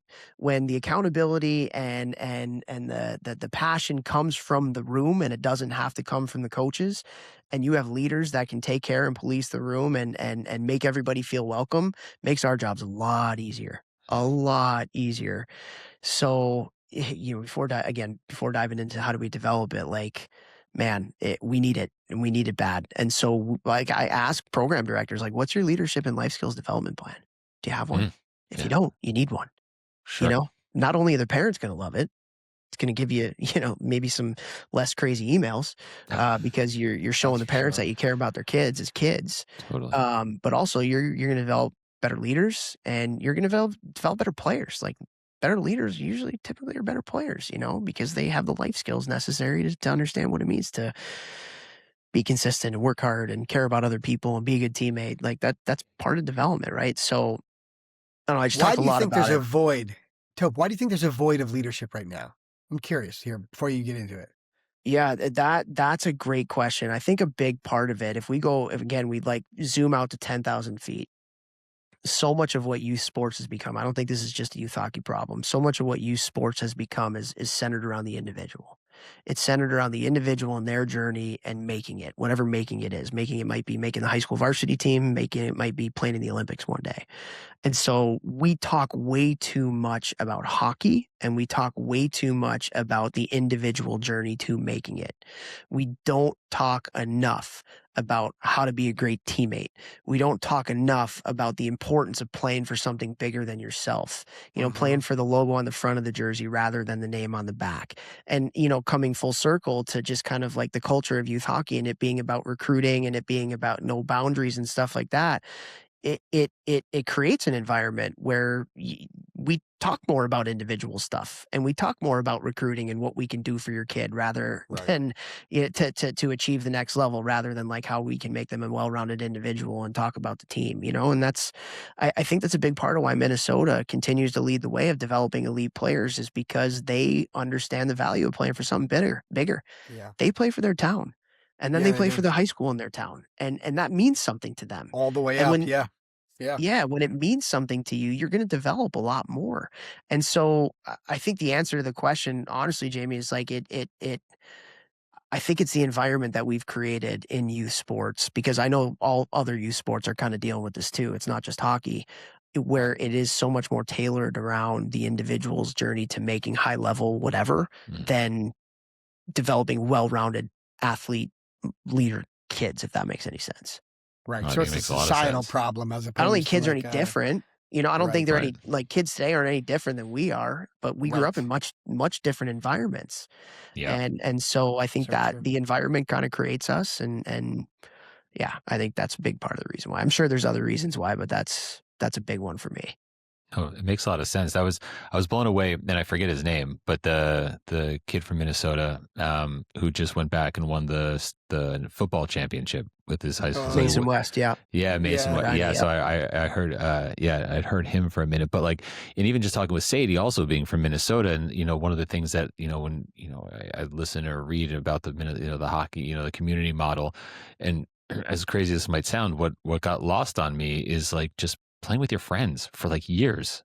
You know what I mean? Like it was, I would think about it differently. I didn't necessarily think about it like, oh, like these are like my buddies, these are my classmates. And, with like club hockey, it's not often, at least where we are, you might get one or two kids that might play for the same organization. It's becoming more and more common, but for the most part, you're not with like kids that like you're necessarily socializing with as much. Right. And so I just thought that was like such an interesting piece on like how much more invested you can get in like the journey. Then it's like less transactional almost in some ways, Yeah, that's a great word for it, transactional. And one thing I caution, because like we talk about the Minnesota model all the time and we absolutely love it. We think it's the best way to develop players. And obviously there's things in Minnesota that, in other parts of the country, you can't Right. totally take it and copy it Replicate. and put it. Yeah. And there's a lot of nuances to that. And that's where I think, and I'm on this like, I don't even know what to call it, but like, I think the who is way more important than the what. You can have a phenomenal coach that, you're playing AAA hockey and you're paying 30 grand and you're traveling all over the place. And it's the absolute craziness of what youth hockey has become and which we don't want. But like, if that coach is a phenomenal coach and your kid loves to play and they create a culture where they love each other and they're even though it's AAA tier 1 and it's crazy and the parents, care about my hockey rankings and all that. But like if the coach is instilling a love for the game in that kid and teaching them all the things that we're talking about that I think is easier to teach probably in the community model for a lot of different reasons, it's the who. And again, there's people in Minnesota that I would never let my kid play for, Sure. even though it was the model. So I think a lot of it, and it goes back to what we talked about earlier, like the best thing that we can do as parents is surround our kids with the best people that we can. The best people that we can. And that comes in all different shapes and sizes. It comes in all different areas. And it comes in crazy tier 1 AAA nutsness. It comes in community. It comes in everywhere. So yeah, yeah, putting our kids in situations and environments with coaches that create a positive experience for them is everything. Yeah. All right. So you mentioned the Minnesota model, which we talked at length with Sadie about, that we love too. And I agree with you. And Scott and I both agree. It can't be replicated. It would be nice if it can be elsewhere, but for the most part, I don't think our system is going to allow that. So I'm going to ask you a really broad question, and and we can do a whole episode on this too. So if you had a magic wand, how would you fix youth hockey? Oh boy. Yeah. I said it was a broad question. I wasn't kidding. That's a broad, like I can do anything that I mean, yep. Anything. I mean, there's so much that I would do, but if I had to pick like a top 1 or 2, yeah. I shouldn't say I would do away with my hockey rankings, because the reason why my hockey rankings was created was actually really good. It's so people can find good competition for their kids' teams, particularly in rural areas, because you just, you might schedule games against teams and then it's, 2-10-0 games, and that's not good for anybody, right? So It was very well intended how it was created, but what it has become, I think, is some of the biggest reasons why we have so much toxicity in our sport, because it has created an environment of super team and recruiting and, scheduling our games where now we have to travel all these places because we got to play teams, my hockey rankings near us, instead of playing teams that are pretty similar to us, but they might be not be in the same bracket, so I think, I don't want to say getting rid of my hockey rankings, because the people that started it are good people and they did it in the right intentions, but it's just become bastardized. So maybe really truly getting people to understand what it is and to stop the craziness with that. I think that's a big part of use it. it the right way. Yeah, gotcha. Yeah. Another thing that I would do is I would ban AAA Tier 1 hockey before 12U. Interesting. No such thing. I think it's terrible. I honestly think, and we do a lot of research. We talk to a lot of people. I'm on the board of AHI now, which is a USA Hockey affiliate for Illinois Hockey. Or sorry, it's the Illinois affiliate for USA Hockey.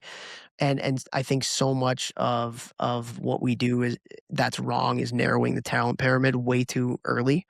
And we actually we've looked at the numbers. We don't really have a growth problem. We have a retention problem in hockey. And so with that, I think a big part of that is just like it gets too crazy too quick, and parents are like, I can't do this. It's too expensive. It's too stressful, And so I would do away with AAA, and if people would listen, and actually I can actually enact it, I would say, no AAA hockey before 12U. Can't do it. Yeah. That's another thing. What else would I do? God, there's so many things I would do. But you know what though? Like, it's a great question, but there's also a lot of really good, in hockey. And I think we do focus on what we need to change and the problems a lot too. I think we've come a long way in coaching education. I think we've come a long. Another thing that I would do, honestly, is I would mandate a parent education course that every single hockey parent at any level would have to take every single year. With the parent education stuff that we do with the organizations we work with, that's the best feedback that we get is on the parent education stuff. And because I would honestly say, like, it's funny, even the name of your guys' podcast, right? Crazy Hockey Dads Podcast. I think 95% of hockey parents are awesome and they're great. And like the 5% kind of ruins it a lot of the time, but also that 95%, a lot of them don't understand, like, hockey's just different than other sports in how it's delivered to everybody.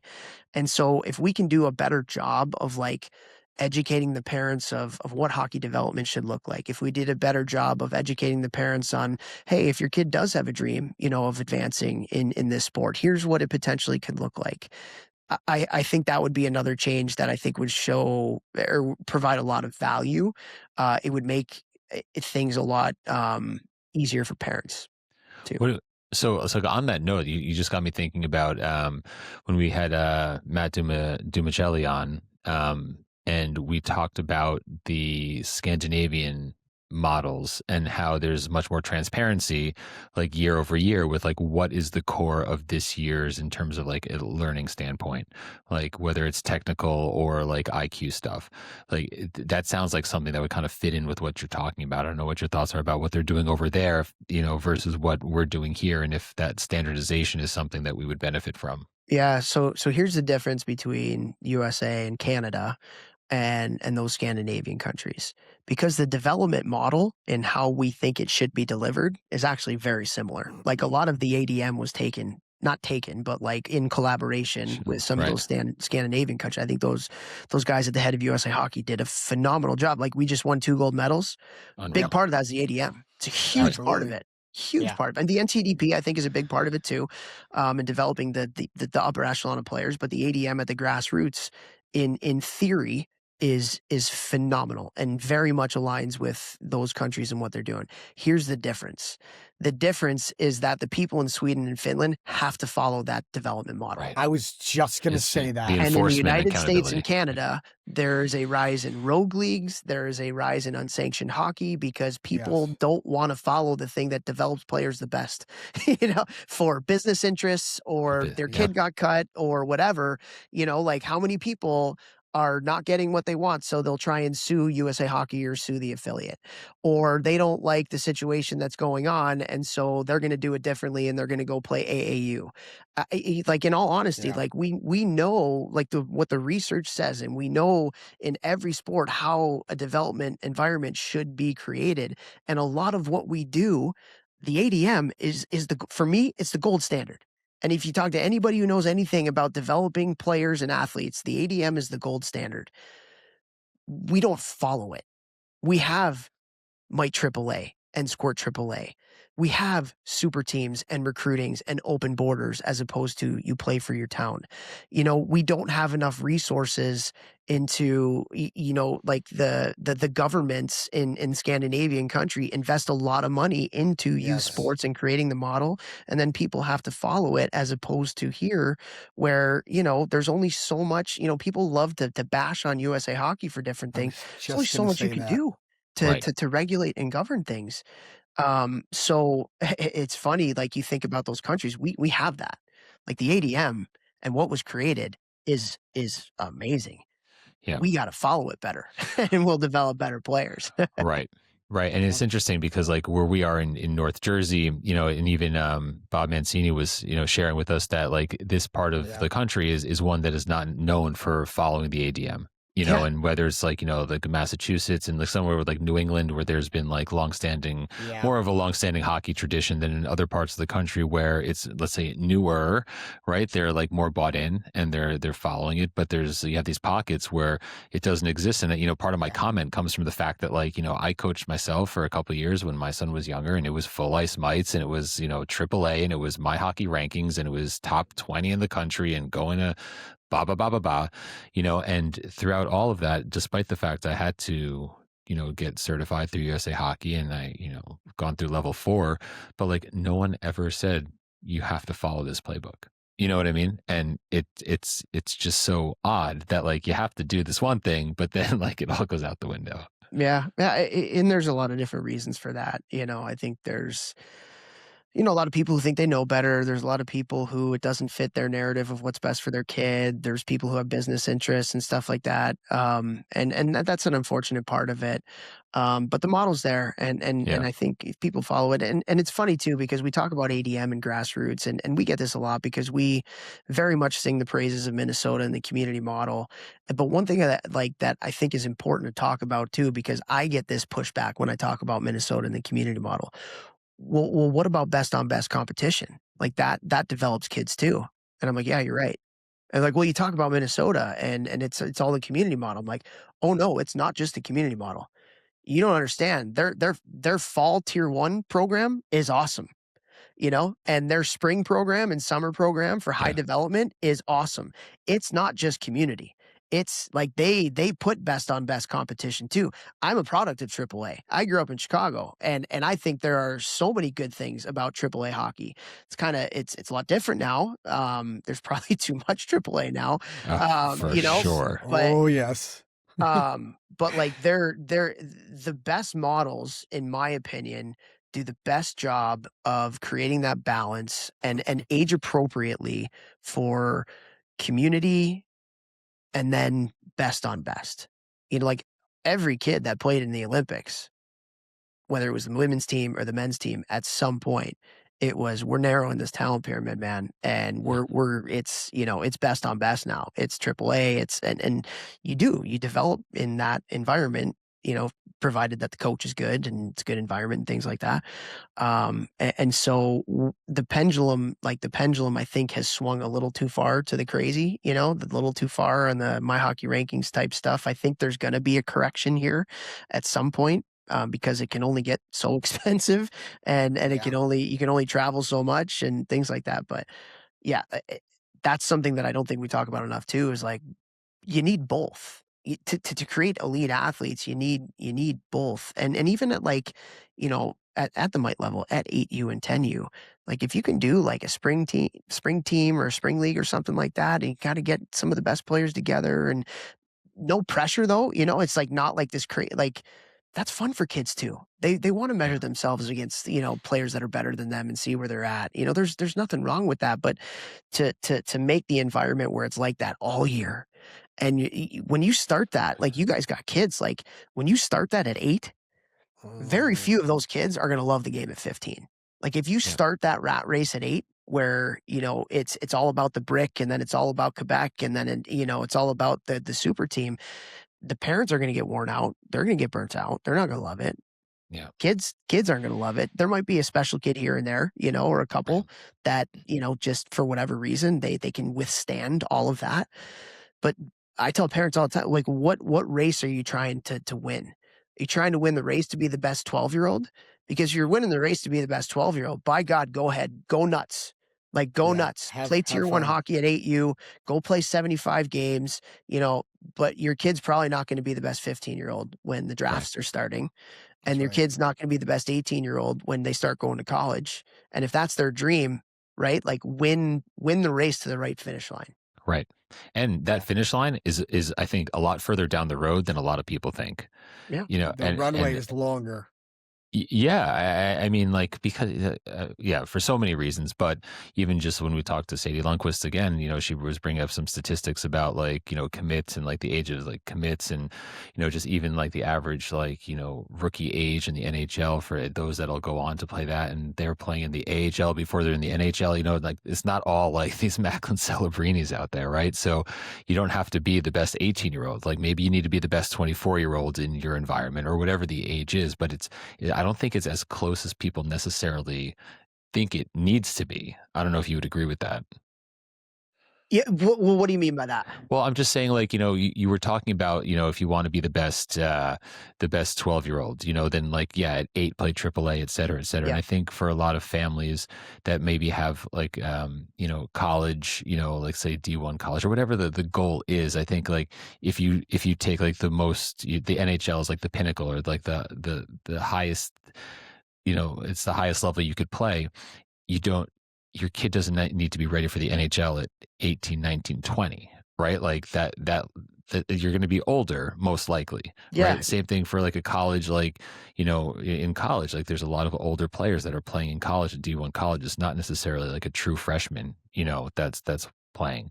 And so I'm just, in terms of like where that finish line is or what the ages are, what I'm saying is that I don't think it's as soon as people like, they get really concerned. It needs to be better sooner. Yeah. Does that make 100%. sense? Yeah. It makes a ton of sense. And, Yeah. the thing that's really important that parents got to know is like, everybody's got a different path and most paths are the long way, and we even talked to players that, played in the NHL and, there are certainly some and quite a few that were the best players all the way through and didn't hit much adversity. They were just kind of on that path. But most of the players aren't like that. Like we have people on our podcast, as I'm sure you guys have, that are NHL players that got cut at 15 years old, and everybody thinks that they need to have things figured out at 9 and 10 nowadays, or else their career's over. But it's like, that's not, everybody has their own path. We did a study, it was a couple of years ago, on all the American born players that went to the NHL. And one of the things that we looked at was draft year. Yeah. And in the NHL, for that year, for all 288 American-born players, the most amount of players that were playing were drafted in the first round, which certainly makes a lot of sense. The second most players were undrafted players. Not second round, not third round. It was undrafted players. Now, there's more undrafted players than drafted players, so there's a little bit of a numerical advantage to that. But still, yeah. But there is something very good in development about learning how to persevere through not being the best player all the way through. There's a lot of kids, and again, coming from being a former college coach and doing a lot of recruiting and talking to a lot of scouts, like a lot of times the best players at 15 aren't the best at 17. The best at 17 aren't the best at 19, aren't the best at 21. And a big part of that, I think, is number one, complacency. Let's say you're a kid that gets drafted at 15 into a junior draft in the CHL or in the USHL. A lot of those kids, I made it, man. I made it. And then there's a lot of kids who didn't get drafted who get pissed off and are like, okay, I got to work. And then those kids pass those kids so much, so incredibly much. And so just understanding that the path is different for everybody. 288 players from America that played in the NHL a couple years ago. There was not one the same path. Every single path was different.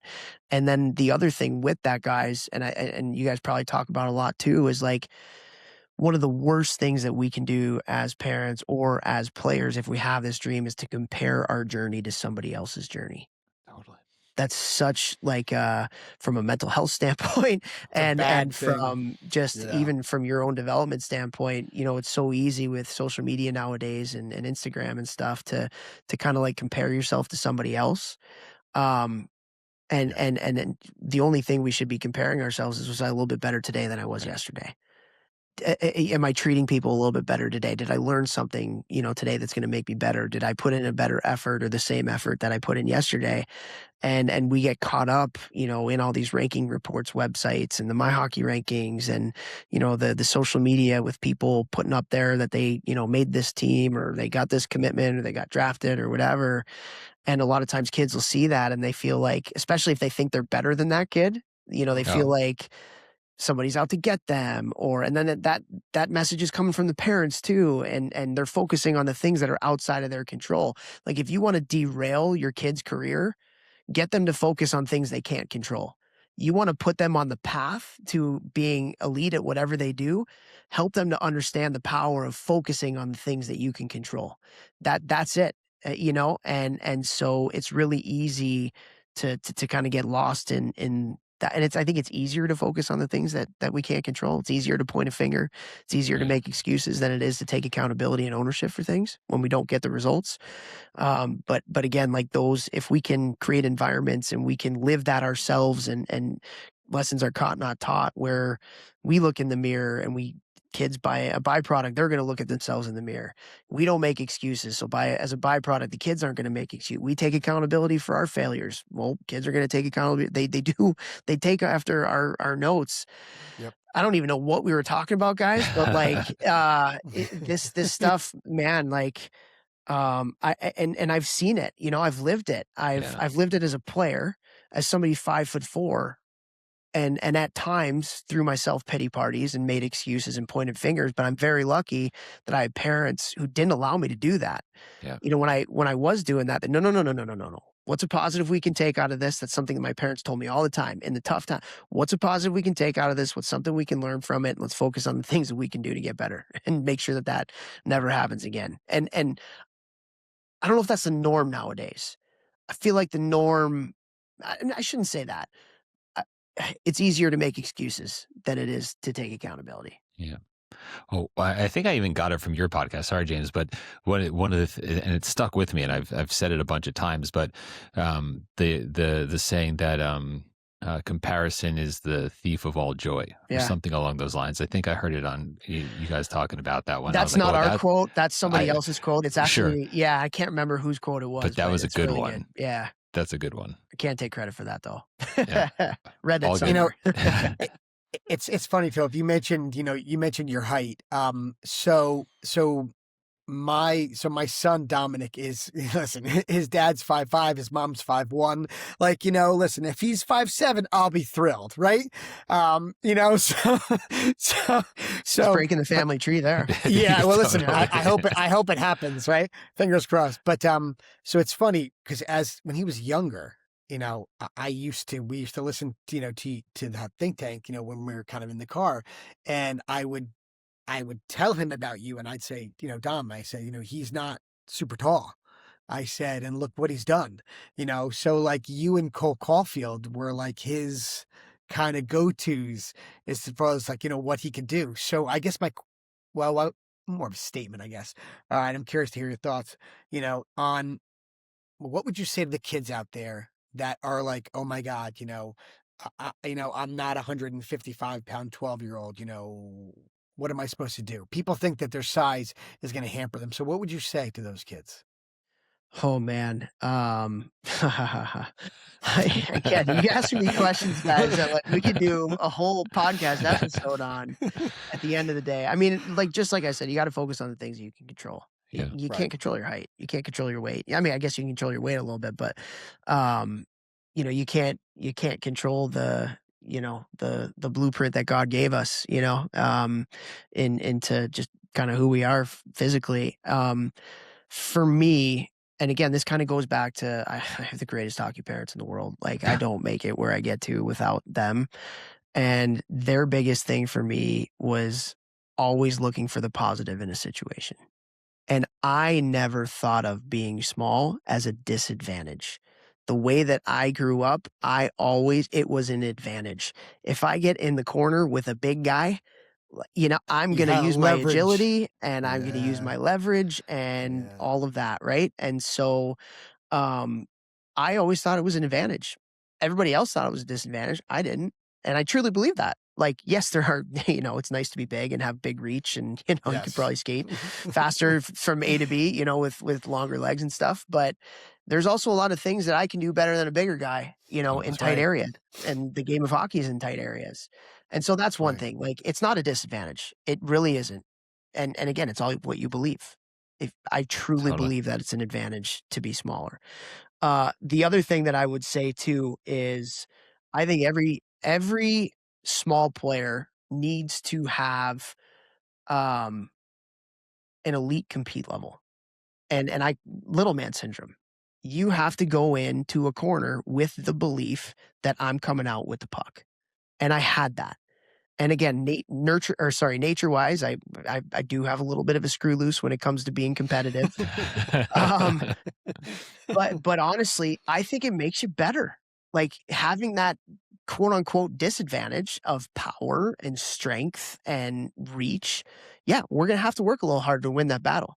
Yeah, we're going to have to work a little smarter to win that battle. But you know what? I'm going to do whatever. I'll gnaw your freaking leg off to win that battle, you know? And so again, it goes back to, I think it's an advantage to be smaller, especially when you're younger, because you have to be smarter and you have to be more competitive to win battles at that age. And we talk about this a lot. And it's something, like, if you talk to college coaches and you talk to especially junior scouts, because they're recruited, like, they're watching kids younger. I think it's an advantage, and a lot of people do, to being a late bloomer physically or being small, because you have to figure out how to play the game without being physically dominant. Because at some point in your hockey career, you're not going to be physically dominant.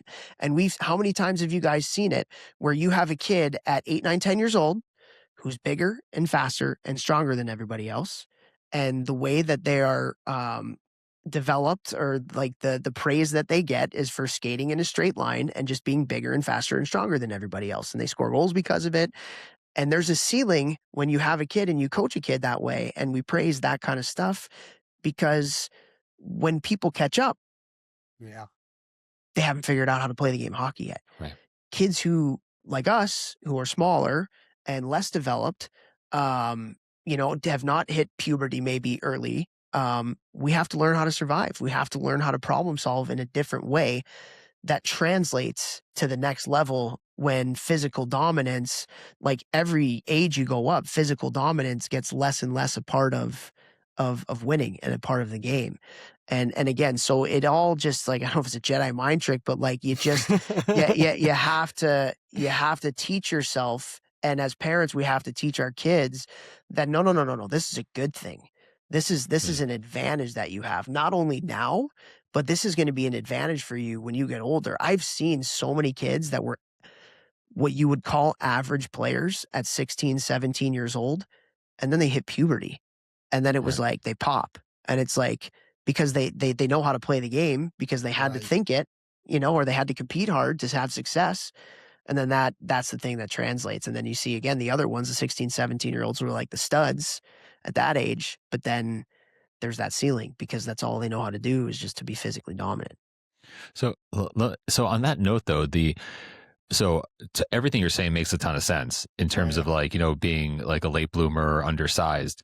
But if you could help me kind of like bridge that gap between, like, yes, it's an advantage, but like, I'm scared and I don't have enough confidence maybe to go in there and like battle. Now I get it. This part of it's coaching, part of it's like, are you doing battle drills? Part of it's like, what are the people around you doing to foster that within you?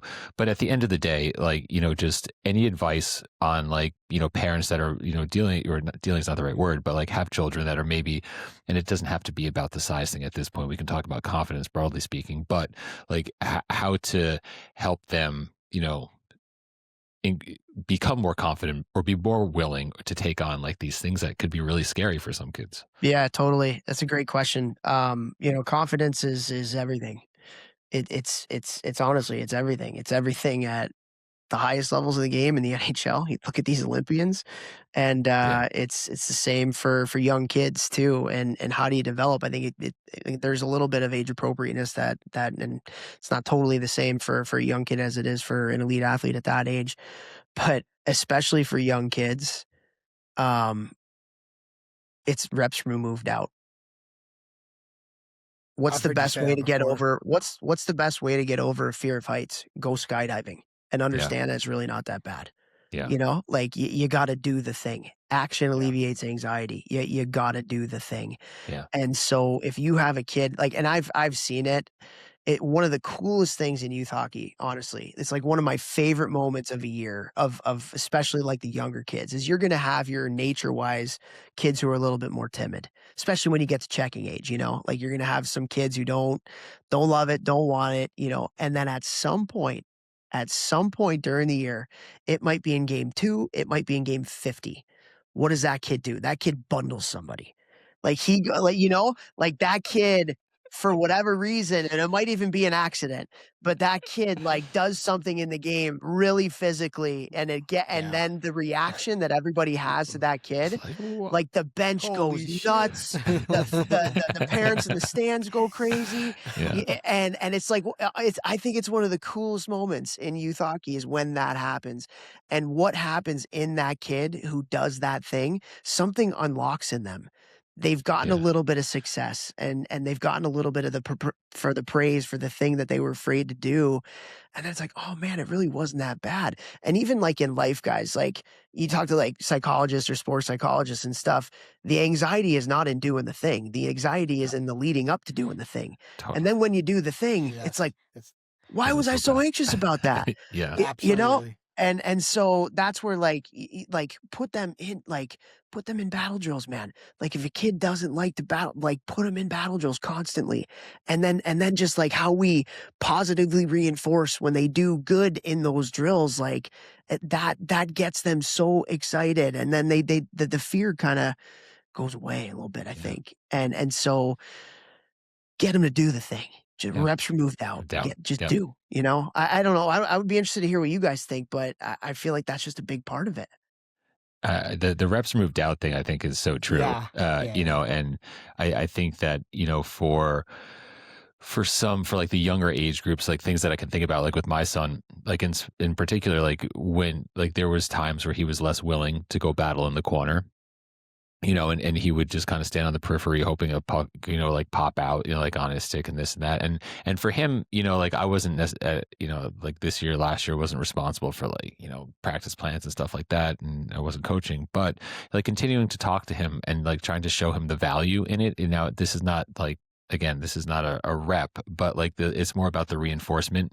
And, you know, part of it's kind of explaining why. You know, like if you have the puck on your stick, you know, you're going to keep the puck in the offensive zone. You know, that's where you guys, you know, want to spend more of your time than your defensive zone. And, you know, and I think a lot of it also had to do with just like as he like became more like, I think maturity, you know, was part of it that also came along. And then he was like, oh, okay, like this is kind of like my job. I need to get in there a little more. And then, like you said, you do a little bit, the door opens a little bit, and then it gets a little wider and a little wider. And then with time, you know, so yeah, no, I think the repetition part it makes a ton of sense. Yeah. And I think the other thing too, especially for kids at the youngest ages, we got to be asking them a lot of questions as coaches and figuring out why, because a lot of times when a kid doesn't compete or a kid's timid, it might be different reasons why for different kids as to why that is. Maybe it's a parent pressure. You know, maybe the parent's putting so much pressure on the kid that I think we all know, and Vex and I talk about it a lot, like kids don't want to put everything into something because they're afraid to fail. And if they fail, you know, it's an easy excuse to say like, I didn't like it, or I just, you know, I didn't try my best or whatever. And so like creating that environment where there's not that pressure and they can try and fail and it's okay. You know, like I think that like what you're talking, like I think that's a part of it, and just getting to know the kids. There's different reasons why they're not putting everything they have into something. Maybe they are just scared. Maybe it's a pressure thing. You know, maybe they're so scared about losing because their teammates are going to make fun of them. You know, there's a lot of different reasons why that happens. And so I think that's another thing, I guess, coaches and even as parents, like noticing this thing, what's up, you know, and asking questions and figuring out how you can best, because every kid gets coached differently. Yeah. So well said. Jeez. So, I mean, Go, James. You go. No, I was just gonna say we could go for like another like 4 hours here. I know. You know, it's like It's fun being on this side. I love it. It's great. Like, this is, oh man, that's right. No, it's a little role reversal for you. Yeah. This is fun. All right. So, all right. Before we finish up, though, so this I need I need to hear. Perhaps I need a Stan story. Because I was telling this kid we got away on the from way that. home, I was like, dude, you're not gonna believe it. He had this coach Stan, and they would have to do somersaults, and he wouldn't play like the play 5-on-5. They would play like 4-on-5 to practice like the penalty kill for an entire game. Like unreal. So yeah. I mean, he's a phenomenal coach. I had him for 3 years, and one of the funny and kind of circling back to what we were talking about earlier, my parents kept me off the super team to play for Stan. Our team was not I played for him for 3 years. In the first 2 years, our team was half the talent that the other team had in AAA hockey in Chicago. And then eventually they were like, why is this team like the Bad News Bears beating us? That coach is probably doing a pretty good job. And I remember like I'm talking to my parents at one time and they were I was kind of like, should I go play? Like that team's way better. The players are way better. And they're like, nah, like we're better coach. That's more important. Better culture. That's more important. But and then what I'm about to say will probably negate. You guys are probably gonna be like, no, the culture. Like this guy sounds like a wacko. But yeah, I mean, sounds like a legend is what he sounds legend. like. Yeah. So listen, half the things that Stan did, this was like late 90s. He'd get sued for it nowadays. Like in all honesty, he probably would. But a couple of the things like you talk about ADM and you talk about how practices, that's how we practiced in Pee-wees and Bantams. It was all games. Everything was a game. Everything was a competition. On the ice, off the ice. Like our dry land was not, our workouts were not like workouts. We played soccer. We played handball. We did like these Russian style kind of races where it's like a duck walk and like a leapfrog and like all these different kinds of things. So just the environment that was created, it was all about competition and all about fun. Like it was so much fun to play for him, and the practices were great. And the funny part that I also like to say too is, the team that won the national championship, my Bantam major year, the 14-year year, I think like a third of our practices were half ice or like in a studio rink. So like everybody that feels like, at 8U, you have to have all full ice practices. Yeah. 14 years old, like 9 Division I players on the team or whatever it was, like a third of our practices were on like a small pond. Yeah. And because that's all we did was play small area games. And so Stan, a couple good Stan stories. So he was always looking for a way to challenge us. Always looking for ways to challenge us. And so like again, going back to my hockey rankings, like there wasn't that. So you would, schedule games with teams and you wouldn't necessarily know how good they were. And so, there were a lot of times where we would beat up on a team 11, 12, 13, nothing on a Saturday. And then we play them on a Sunday. And Stan's way of thinking was like, it's not worth playing another 13-0 game. So what can we do to make it harder for our players? So let's go from maybe least crazy to crazy of things that he would do. Least crazy, play the whole game shorthanded 5-on-4. Like literally had to play whole games shorthanded 5-on-4. That's the least crazy of what we're going to talk about here. And again, my dad was the assistant coach, and he would always go over to the other coach and say, hey, we would like to do this. And if they said no, then we would beat him 13-0 again. If they said yes, then we'd do it. He would try to do it in a respectful way. Yeah, right. So that was one thing that he would do. Another thing that we would do is we had, I think, 9 forwards and 5D. And the first period of the game, 2 lines would play and 3D would play. And one of the lines in D pair would go up and they would do dry land. Like we would be working out, doing his crazy Russian stuff. Second period would come, that line would go get their equipment on. Another line would go do dry land for the second period. And then same thing for that line would come back. And then the last line for the third period would go and do dry land. So that we would do that. And we never lost one of those games. Yeah, and we were by far the most conditioned team. We won national championship 9-1. Like, oh my god, our team Iron Man hockey. It's like Iron Man hockey. It's and we were it was old Russian stuff. Like we were just in shape, and so we did that. We played entire games without a goalie, 5-on-5 without a goalie, entire games 5-on-5 without a goalie. Never lost one of those games, and it was such great development for us because like it was all about puck possession. Like we Sure. could not let them shoot the puck because if they shot the puck, they were going to score. And so we had to play really well defensively. And we had to hold on to the puck and not let the best way to play defense is for the other team not to have the puck. So it was all Right. about puck possession too. And so like Stan would do a lot of that. And then the last story I have, and I don't want to like pimp out my podcast, but one of the episodes that we did was incredible. It was with Mike Brown.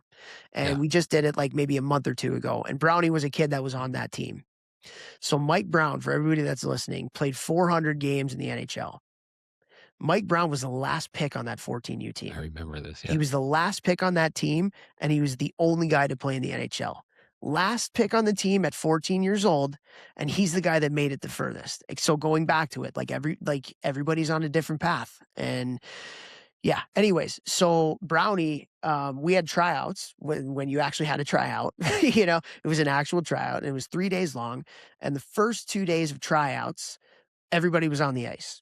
The last day of tryouts, Stan, the coach, basically told Brownie and one other kid, you two it's up to you guys for the last spot. So you two they picked the whole team, all 13 guys or whatever it was. And then you two are going to duke it out for the last spot. And so for that tryout, everybody that made the team, we were up in the stands. We didn't even go out on the ice. It was Stan, it was Mike Brown, and it was the other kid. We're the only 3 players on the ice, and they did battle drills. Wow. They did one-on-one compete drills, and Brownie ended up winning that. And because he won it, he ended up, making the team. So you can say he was the worst player on our team. He wasn't, but he was the last person picked. He was the guy that made it the furthest. 2 years later, he's at the NTDP. 2 years later, he's at the University of Michigan. 2 years later, he signs an NHL contract. And it's funny because I've talked to Brownie about this at multiple times. And he like kind of credits that day for making the NHL. I can imagine. Yeah. Because it lit a fire in him. He was like, man, I'm the last player picked. I had to go through this. And again, it's how you choose to see things. He was like, okay, I got to get better. I got to get better. And I got to work my butt off. And he's one of the hardest working people I've ever met in my entire life. Last player picked at 14. I would say maybe embarrassed nowadays. Like if in a one-on-one, you had to do a one-on-one tryout, just 2 people on the ice for the last spot. Like that's embarrassed. That could be embarrassing. And imagine the parents thinking about that, so it just like Stan was a man ahead of his time. He was not afraid to do what he thought was the right thing to develop players, no matter how unpopular the decisions were going to be, from parents and how much hate he was going to get from other people. And it was just a really, really cool learning experience and something to go through. And especially now as a coach and with the things that I do, a lot of it has shaped how I think about the game. And obviously the game has changed. This was 25 years ago, but it was just really, really cool to be a part of. Yeah, I mean, he would handicap your practices essentially, and your games. I mean, he would handicap you guys by putting 4 against 5. I mean, he would find a way to make the game challenging for you guys. That's phenomenal. Could you imagine doing that nowadays? Like putting your team in a position where it's like, I'm going to make us maybe lose this game.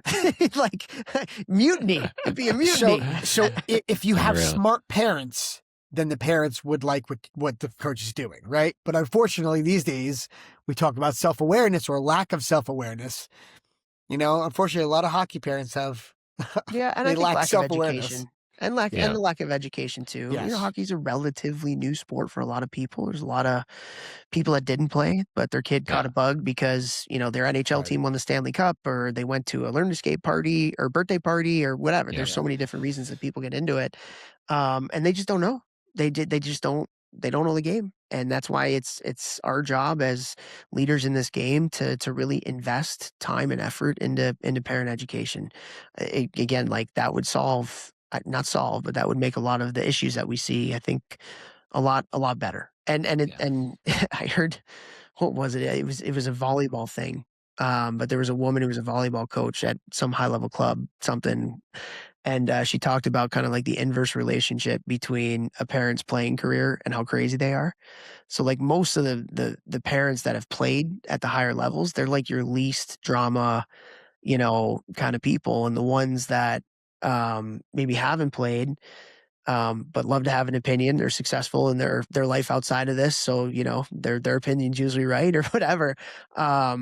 Those people a lot of times are the ones that are causing a lot. I don't want to say causing a lot of problems, but they're the more educated you are on what we're doing, I think the easier it is to look at see what's going on and have an appreciation for it and an understanding for it, and especially the why of why things go on. Yeah. Yeah. All right. So I have one more question before we let you go. Yeah. No, we're keeping you on. It's all good. All right. So, because I meant to ask you before, and then we started talking about everything. So you were talking about leadership. Okay. So, and correct me if I'm wrong here. When you were at Michigan, was Rucker McGorty the captain then? He wasn't the captain. He was a freshman. Oh, he was. Yeah. When I was there, he was a freshman. Yeah. Because he was a captain down the road. Am I correct about that? I mean, he's been a captain everywhere he's been. He was captain in NTDP. Yes. He's captained the World Junior team and stuff like that. So yes, very much a leader. Yeah, he was just a freshman. I don't know of any freshman that's ever been named captain of a college. No, understood. Okay. I wasn't sure if he was. Was that the year that were you there the year where they beat Penn State to go to the Frozen Four? Was that the year you were there? In overtime. Yep. It was when Mackie Sambascevich hit that shot in OT. Mm-hmm. I was sitting right behind that goal, by the way. No way, really? Yes, I was right. I was right to the right of that goal. When man. You didn't even see him snap it off. I mean, like all of a sudden it was in the back of the net. It was unbelievable. It was crazy. So you were on the bench for that. So you want to know the best part about that? I thought so. So being there that year, so that goal that Mackie scored to get us to the Frozen Four, I saw Mackie do that shot 1,000 times that year. In practice? It's not an accident. It's not an accident why he is a goal scorer and he's playing in the NHL and he's a Stanley Cup ring playing for the Florida Panthers. Because if you look at a clean sheet of ice and there's nobody out there, Mackie will be out there. Yeah. He's working on his craft. He's working on his game. And it's not an accident. When you make the NHL, it's not an accident. When you make college hockey, Division I, Division III, it's not an accident. There's a lot of work and a lot of resilience and a lot of life skills that go into that. So that goal, I saw Mackie shoot that shot 1,000,000 times. So cool. Yeah, on the ice by himself or with a couple other people. Yeah, Scott, if you don't know it, he comes down in OT and you didn't even see him snap the shot off. It was like, it was unbelievable. And it was in the back of the net. And the Penn State goalie was standing on his head that game, and there was just nothing that he could do. He pulled it in tight and snapped it off, and the rest is history. Perfect shot. Yeah, college hockey is awesome. Yeah. Anyway, Rucker McGorty leadership. What do you got? No, I was curious to hear because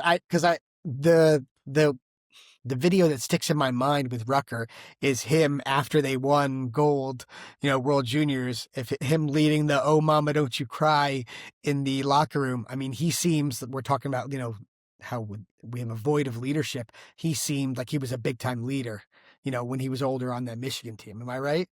Yeah. So Rut is infectious. And I mean that in the best way possible. Like his positive energy is very, very contagious.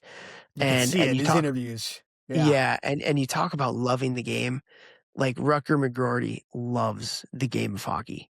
He loves being a hockey player. He loves everything that goes into becoming the best that he can be at this sport. And again, look, the apple doesn't fall far from the tree. Jimmy McGorty, his dad, is a well-known figure in the hockey world, particularly at the junior level. He's done a lot of winning at that level. Jeff Lavecchio, it contributes a lot of his success in his career to Jim McGorty, because Jimmy coached him in Omaha when he played junior hockey. He was the assistant coach there. And again, like him and his family, like they love Jimmy loves the game. Rutger loves the game. Like he's a coach's kid. He gets it. He understands it. And just his positivity, and everybody goes through their ups and downs in the game. You know, you're not going to be positive every day. You're not going to have success every day, but that was a gift that I think he gives every team that he's on is just his infectious personality and his care for people and the smile. Like it just a great kid that comes from a great family, and really cool to see the success that he's had, you know, in the game. You root for people like that. Totally. Oh yeah, 100%. All right. Well, Man. listen, this was something, and in the best way possible. And it's, you know, I think we can wrap this one up. This is maybe the longest conversation that we've had with anyone. It's 10 o'clock. Yeah, we're going. We're totally going. Yeah. No, guys, it's awesome. And I've had so much fun today being able to talk with you guys. And like I said at the beginning, you know, Vex had so much fun when he was on here with you. So it's an honor to be on here with you guys. Thank you so much for doing this. We'll get you on our podcast at some point here soon. Be amazing. And I have one as a, you know, podcast host, I have one question for you. Because I got asked this question a couple of times. I think it's a really good one. This is not mine. It's the people have asked me, but like, you guys have done so many episodes now and you've gotten the chance to talk to so many people. What is the biggest thing that you've learned, or the thing that's made you better at what you do in your life that you've been able to learn from the aggregate of guests? Is there a theme? Is there something that like you guys hear all the time from people that are talking about how to be the best you can be or whatever? What for you guys is kind of like that theme or that message that resonates? Yeah, that's a great question. And It is a good question. think, yeah, no, and I think for me, just having spoken to and it's like, you know, it's always in the lens of hockey, right? But in like, maybe this is going to be a roundabout way to kind of answer it. But in terms of like the path, like the people have different paths, and when I think about that with myself, you know, like being like a late bloomer with this or like something like that, you know, I just think that, you know, when I think about what I do for my career, or even with this podcast, like the comparison piece, and just knowing that, like, you know, my path, you know, down this podcasting road or with my careers is not going to be the same as someone else's path. And we hear that like a lot, everyone's path is different. And that, you know, the comparison that we talked about earlier, you know, it's like, it's really easy for us as like, you know, we start to get good guests, like, you know, like, oh, how are we compared to that podcast, or how are we compared to that you know what I mean? Just like, and we couldn't even, I don't even know how to like find an answer like that. But then between Jamie and I, we just like, listen, dude, just keep going 1% better each day. And, you know, it's just, and I think like those are some things that I've heard a lot of people say, you know, in the context of hockey, that with respect to what we're doing on this podcast has been applicable for sure. That's great. Yeah. So, I think the biggest takeaway that, and there's a lot of themes that we hear from all of our guests, right? I could start rattling them off left and right. One of the main themes that I think that I've taken away from what we're doing here is that there is so much lack of education on the parent end, like you mentioned before, Toph. I think what I've taken away from this is that I was going about this hockey dad journey all wrong until we started doing this. And since then, I have, now that I'm more educated in the space, right? Because you're hearing from all these, you know, very impressive hockey minds, that I was not hockey dadding the correct way. And I have since changed my entire hockey dad way here. I wish we had started this earlier, right? So I would have known this earlier. So if we can help, which I think we are, and I think you guys, you and Jeff are doing the same thing. If we can help educate parents out there to better speak to your kid, to better lead your kid, to better support them. support your kid, right? To make sure you're more balanced in the house. Because I think a stable base for these kids is very important, right? You mentioned in the hour and 45 minutes we've been talking, if things are nuts around, the kids feel it. And that will show itself, on the ice and in real life. So the biggest takeaway I have from this whole thing in a long-winded way is that I was not hockey dadding the right way. And now I am hockey dadding the right way. And I'm hoping that the people that listen to us also, you're not going to reach all of them, but I think that some of them from in our comment sections, we're seeing that they're starting to change their stripes, which I think is going to benefit people long term, not just with their kids in sports, but with their kids in life. Yeah. Yeah. Amen. Yeah. Totally. The parent piece is everything. Yeah. It's funny. Like I did a parent seminar, and it was really emotional for me. Afterwards, I had a dad come up to me, and he had tears in his eyes, and he was like, "I needed you 5 years ago." Hmm. And I was like, "What do you?" Yeah, I was like, "Oh man, like, yeah, what do you mean?" He's like, "I have 2 sons, and my oldest son hates me, and it's because of the way I parented him in his hockey journey. And if I had you 5 years ago, my kid doesn't hate me right now." And like, guys, like, I have people that I know who played hockey at really high levels who still have a really bad relationship, typically with their dads, Yeah. because of it, Yeah. insofar as even some, like a few of them, like, don't want their dad around their kids hockey, Oh, that's like, because they're that That's- traumatized, and like, so the dad and the grandson can't have that relationship, or at least it's at a distance. And so it's true. Like, it's important. It's really important. And hopefully, you guys are doing such a great job in doing that. Hopefully Vex and I are, doing that too. And just, it's if we can all get better and get a little bit more perspective, and listen, Yeah. goes a long way. Yeah. And educate. Yeah. Yeah. Listen, No thank doubt. you so much for coming on tonight. This Yeah. was such a An treat honor. for us. Oh, Yeah. I had so much fun, Yeah. guys. This is great. Yeah. I'm gonna tell Vex that you guys told me I was way better than him. So You totally should.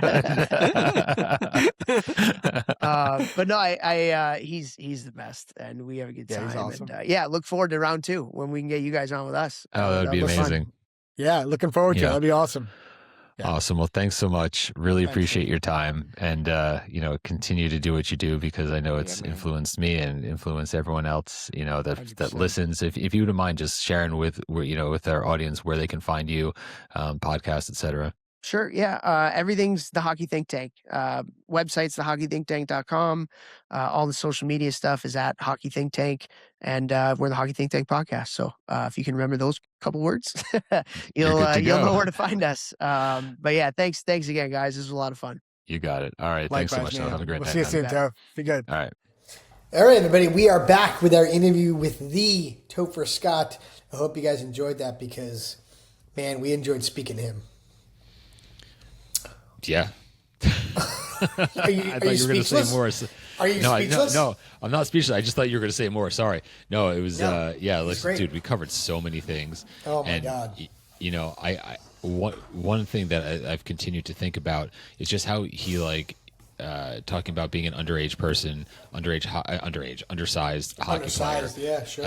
And how he so sees that as an advantage. And I totally was like, not for the same reasons, but when he was saying how, I had to figure things out, and, how to solve problems in a different way because I was That was undersized. cool. Yeah. No, and it makes a ton of sense. And when he was Yeah. talking about the whoever might be just better first, or faster first, or bigger, stronger, whatever first. Yeah. That was me, dude. I'll show you a picture that I found in all the stuff that we found. Was one of my hockey. Oh, you mean yearbooks. because you were big? You mean? Because I was big, and then Yeah. I just figured I could have my way with people, and then people grew, and I couldn't, and it was not the easiest thing to get used to, because now Right. You had a tough I time was with used to that. just checking, Just bulldozing like people? body contact Did you see without that, by the any, way?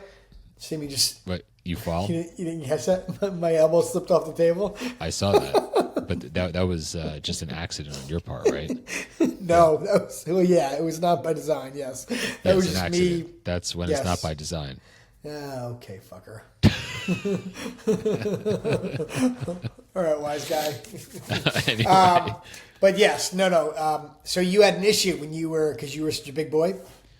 Yeah, I mean, I didn't know how to handle it at first, and to be honest with you, I was intimidated. But like, I'll say this. Surprising to hear.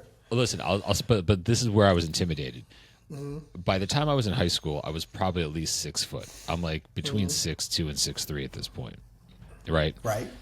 So when I was playing club hockey, it was less of an adjustment because they were all kids my age. But when I played varsity as a freshman in high school, and then having to play against seniors who were like my size, but just like stronger and whatever, like that was more of the adjustment. Those are the moments where I found myself being more intimidated when I had to go against like kids that were like 3-4 years older than me, played like whatever. Right. But yeah, I didn't. Interesting. Yeah, it was not. I remember it just not it being. I remember there was a kid that played hockey from my high school. So Scott and I went to two different high schools, two different like sister high schools. Funny, growing up in the same town with two different high schools, that's a whole nother story. But those of you who know where Scott and I lived will understand the story. But we went to two different high schools, two sister high schools. And I seem to recall there was a senior on my high school's team that Craig Topher? Yeah, that you were kind of intimidated by. 100% I was. Yeah, I think it was Cypher. It was Craig Cypher. Yeah. Yeah. I think he went on to play D1 lacrosse. He was a goalie, no? I think he was a very skilled lacrosse player. Yes, I think you're right. Yeah, I don't know if he went D1, he was but a he big definitely boy. played lacrosse. He was a big boy. He must have been like 6'4" and like He was a freak train. 220, 230. You know, like I was like so 6 you as a foot, freshman, like, 200. But like the other thing was like it was different then, right? Like back in the 90s, like everything was like finish your check. Everything like you had people playing hockey that were treating it kind of like football in some ways, just trying to murder people, Like blow people up. Yeah. You know, and like they were taking runs at people. Like the dude broke one of the like another kid on our team's jaw. Like completely like hammered him and broke his jaw against the boards. And the kid was wearing a full face mask, obviously, because we were in like United States high school hockey. Had like a cage and broke his jaw. Like, I mean, I think I had reason to, but that did not get my competitive juices up where like, I'm going to try to fucking show this guy, because I just felt like there was no way I didn't have the size and strength to do it. He was also a senior when you were a freshman. I'm pretty sure. Right. But that's what I'm saying. Like, that's a big difference. Like, right, but what I'm saying is, and like, you were not a small dude. No, but if I was like, perhaps if when I was younger I was smaller and I had to like, just maybe approach things differently, or find ways to be physical against kids that are bigger than me, it wouldn't have been such an adjustment. He's an exception. He was like a fucking freight train, right? But like all I'm saying is that because I was bigger, I didn't necessarily. I was like, hey, why is everyone now big too? Right. Topher made an interesting point in talking about that, saying that the smaller guys have to kind of figure out the game of hockey because they can't just physically dominate. So they have to figure out all the ins and outs of the game. Then when they do grow, they've already had that figuring the part out. Whereas bigger guys like you sometimes don't have to do that until it's like too late. Right? Right. Because their game's not evolving in certain ways. Right. Because it doesn't need to younger. At the time. Because it doesn't need to. Right. Even though it should. No, but that was a very interesting point that he made. That was good for our parents that have shorter kids to hear. Yeah, no, for sure. And then also just like his talk about, how important coaching is, and like his experience, like when he had that coach Stan, which he talked about, and like how those stories are were great, dude. But just the level of compete and like, just I don't know. We touched upon so many things from leadership to having a good parent group, and talking about his mom and how they had put so much work into, having like a good group and a good culture within the team. Yeah, no, that Stan stories were tremendous. By the way, I got to tell you, I would like my kid to play for a coach like that. You know, like that. Like he was handicapping the game for his kids. You know, if they were playing a team that was not as good, he would play with 4 skaters, and so they were always on a penalty kill, right? Right. I mean, he's handicapping. He's taking a game that should be a blowout, and he's making it hard for his players. That's a good hockey coach, dude. Like, that's a really good hockey coach. I won't disagree. I think that, you know, Right? tactically there's different ways to achieve similar results, but like the way he was doing it was pretty extraordinary. Listen, it's extreme and it's different, but if you look back at it, I mean, it's a very, very intelligent way to take a game that you should have won 15-0.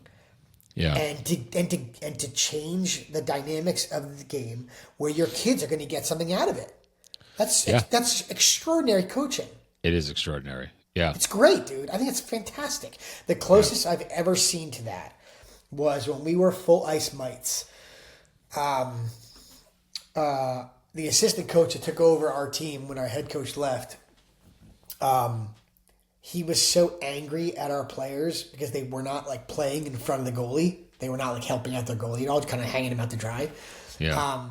To a team that we should not have been losing to. He pulled the goalie just to prove a point, and he made our team play with 6 skaters. And he said, "Don't you dare let a goal in."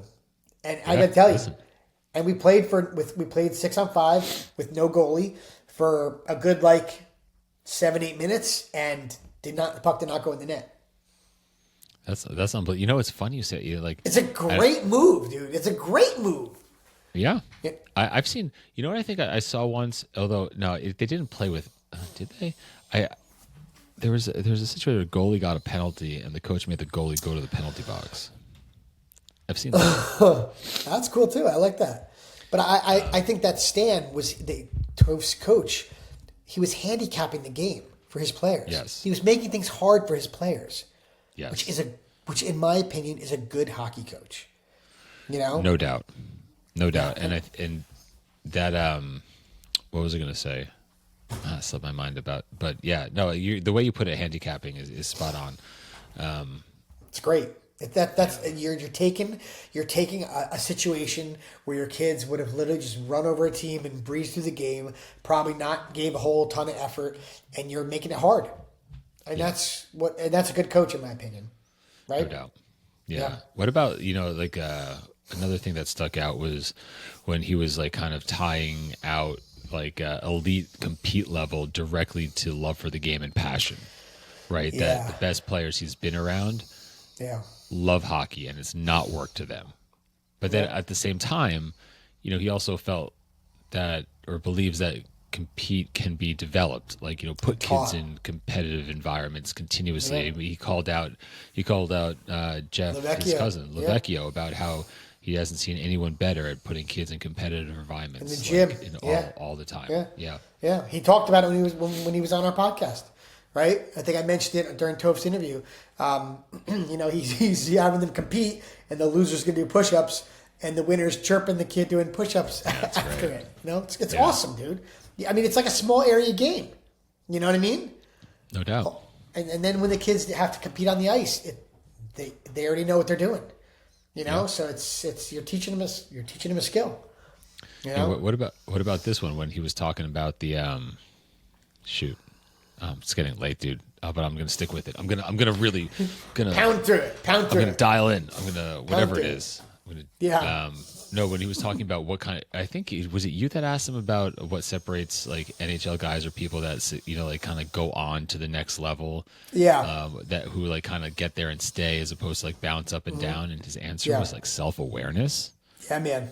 Yeah, those that was that pretty are cool. Self-aware are the ones that look. It's not everyone. It's never in 100% or always or absolute answer, but knowing your ownership, strengths, knowing your weaknesses, knowing your role, being coachable, and just being self-aware about what's going on was something that he thought was a major something skill. that separated those that stay and those that bounce.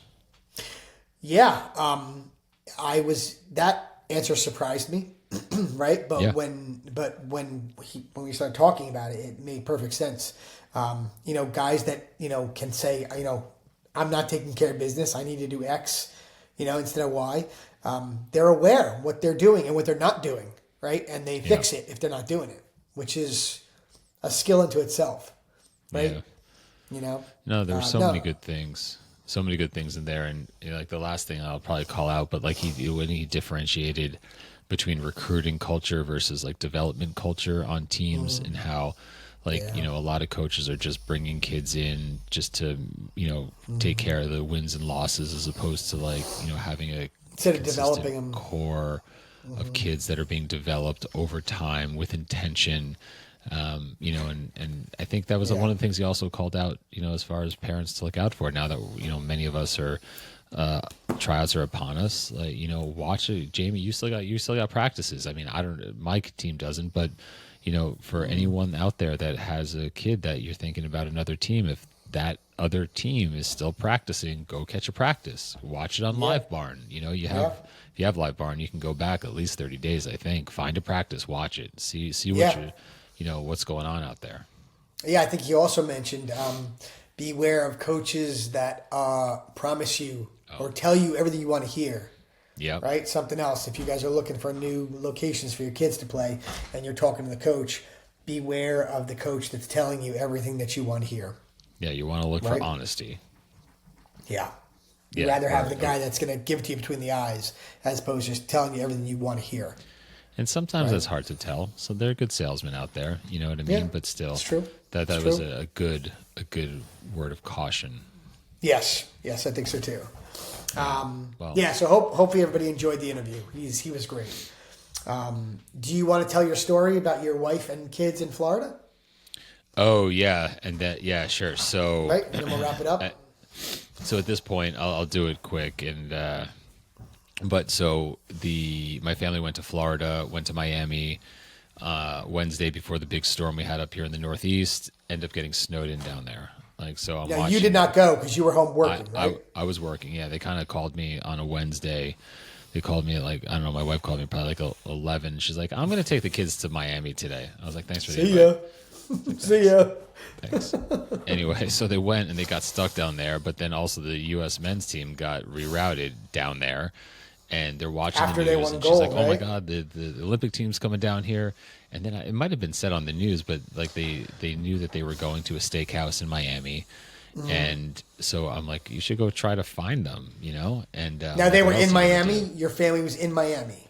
Not in Miami proper, but they went to visit my in-laws who were about 40 minutes north. Okay, like Fort Lauderdale-ish area? 30, 40 minutes. I don't know, Sunny Isles, I think it's called. Okay, got it. Okay. Or I know it's called. But so in any event, so they went, and I didn't even think of it while she's telling me the story, but they basically left. They went to Dick's to find some USA hockey gear. I don't think they found any, but now they're driving to Miami around dinner time, which was how my wife figured when to leave to go. I'll get there around dinner time, whatever that is. And so they're driving, and then they drive by a bus that's not a luxury bus. It's a hop on, hop off tour bus. And I was like, I saw the team. And I was like, no, you didn't. And then sure enough, in front of the bus, there was a motorcade, and sure enough, these players were getting a ride to the restaurant on a hop on, hop off bus. But so my wife's like, oh my God, I can't believe it. They're actually right here. So they start following them. They get to a train crossing, and the track, the train signals come down, and their bus made it through. My wife got left behind. Got stuck. She's like, oh, we lost them. They ended up finding them. They saw them all walk into the restaurant. No one signed autographs. My wife's like, all right, listen, kids, I'm going to try to make a reservation. So just play cool. Don't pretend like you're trying to see the hockey players.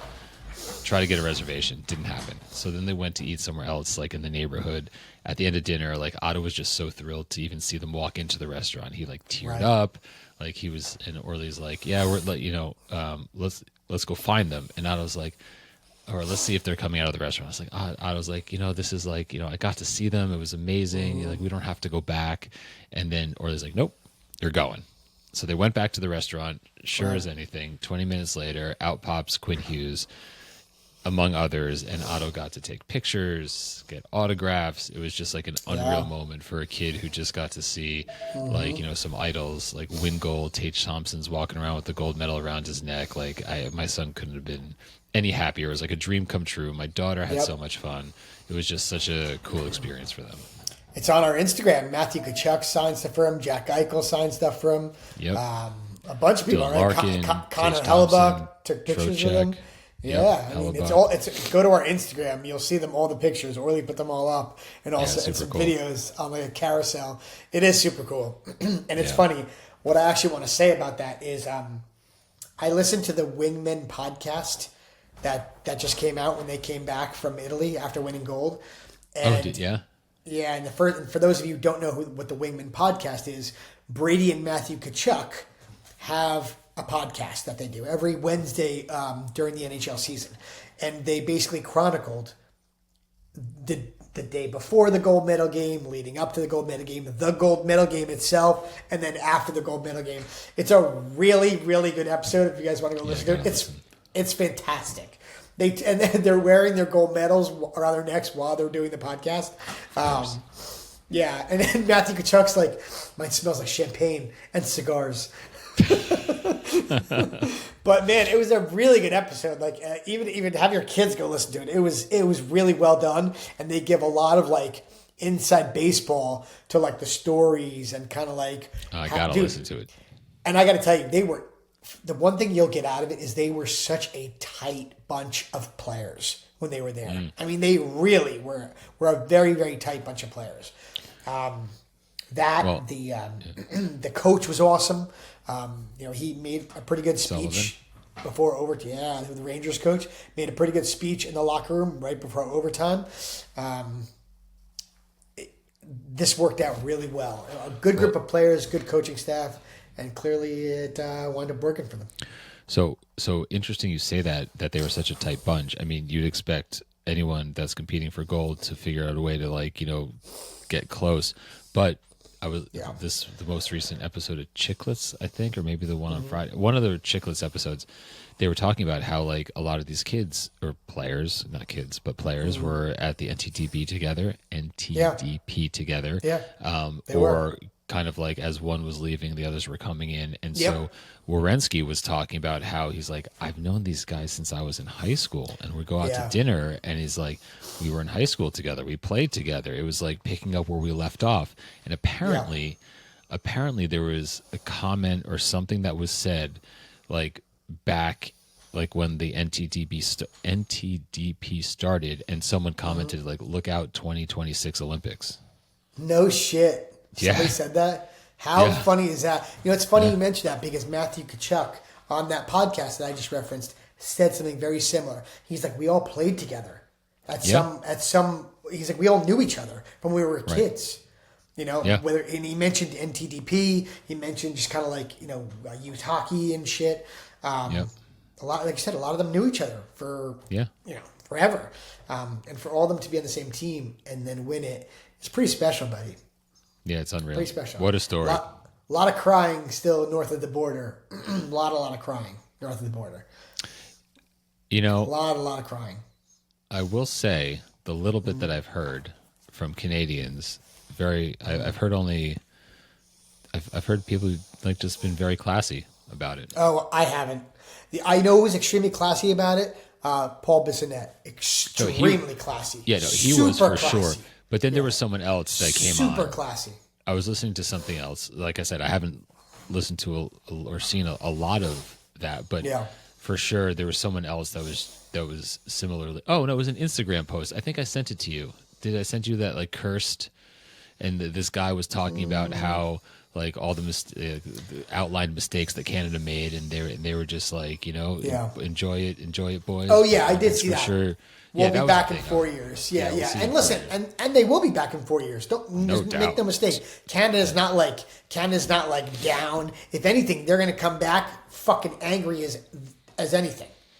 Right? Yeah. They're going to have a huge chip on their shoulder, and they're going to come for blood. And you know what? Good.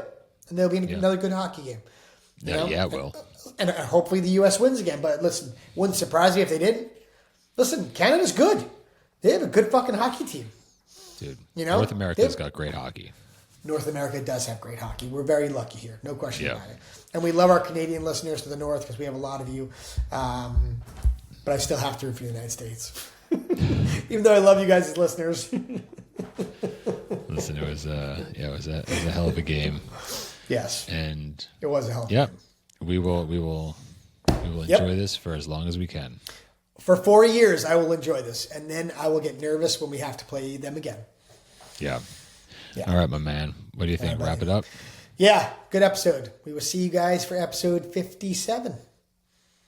Appreciate everybody. Yeah. Thanks so much. Awesome. We'll see you soon, homeboy. Be good. I'll talk to you later. All right, take it easy, everyone.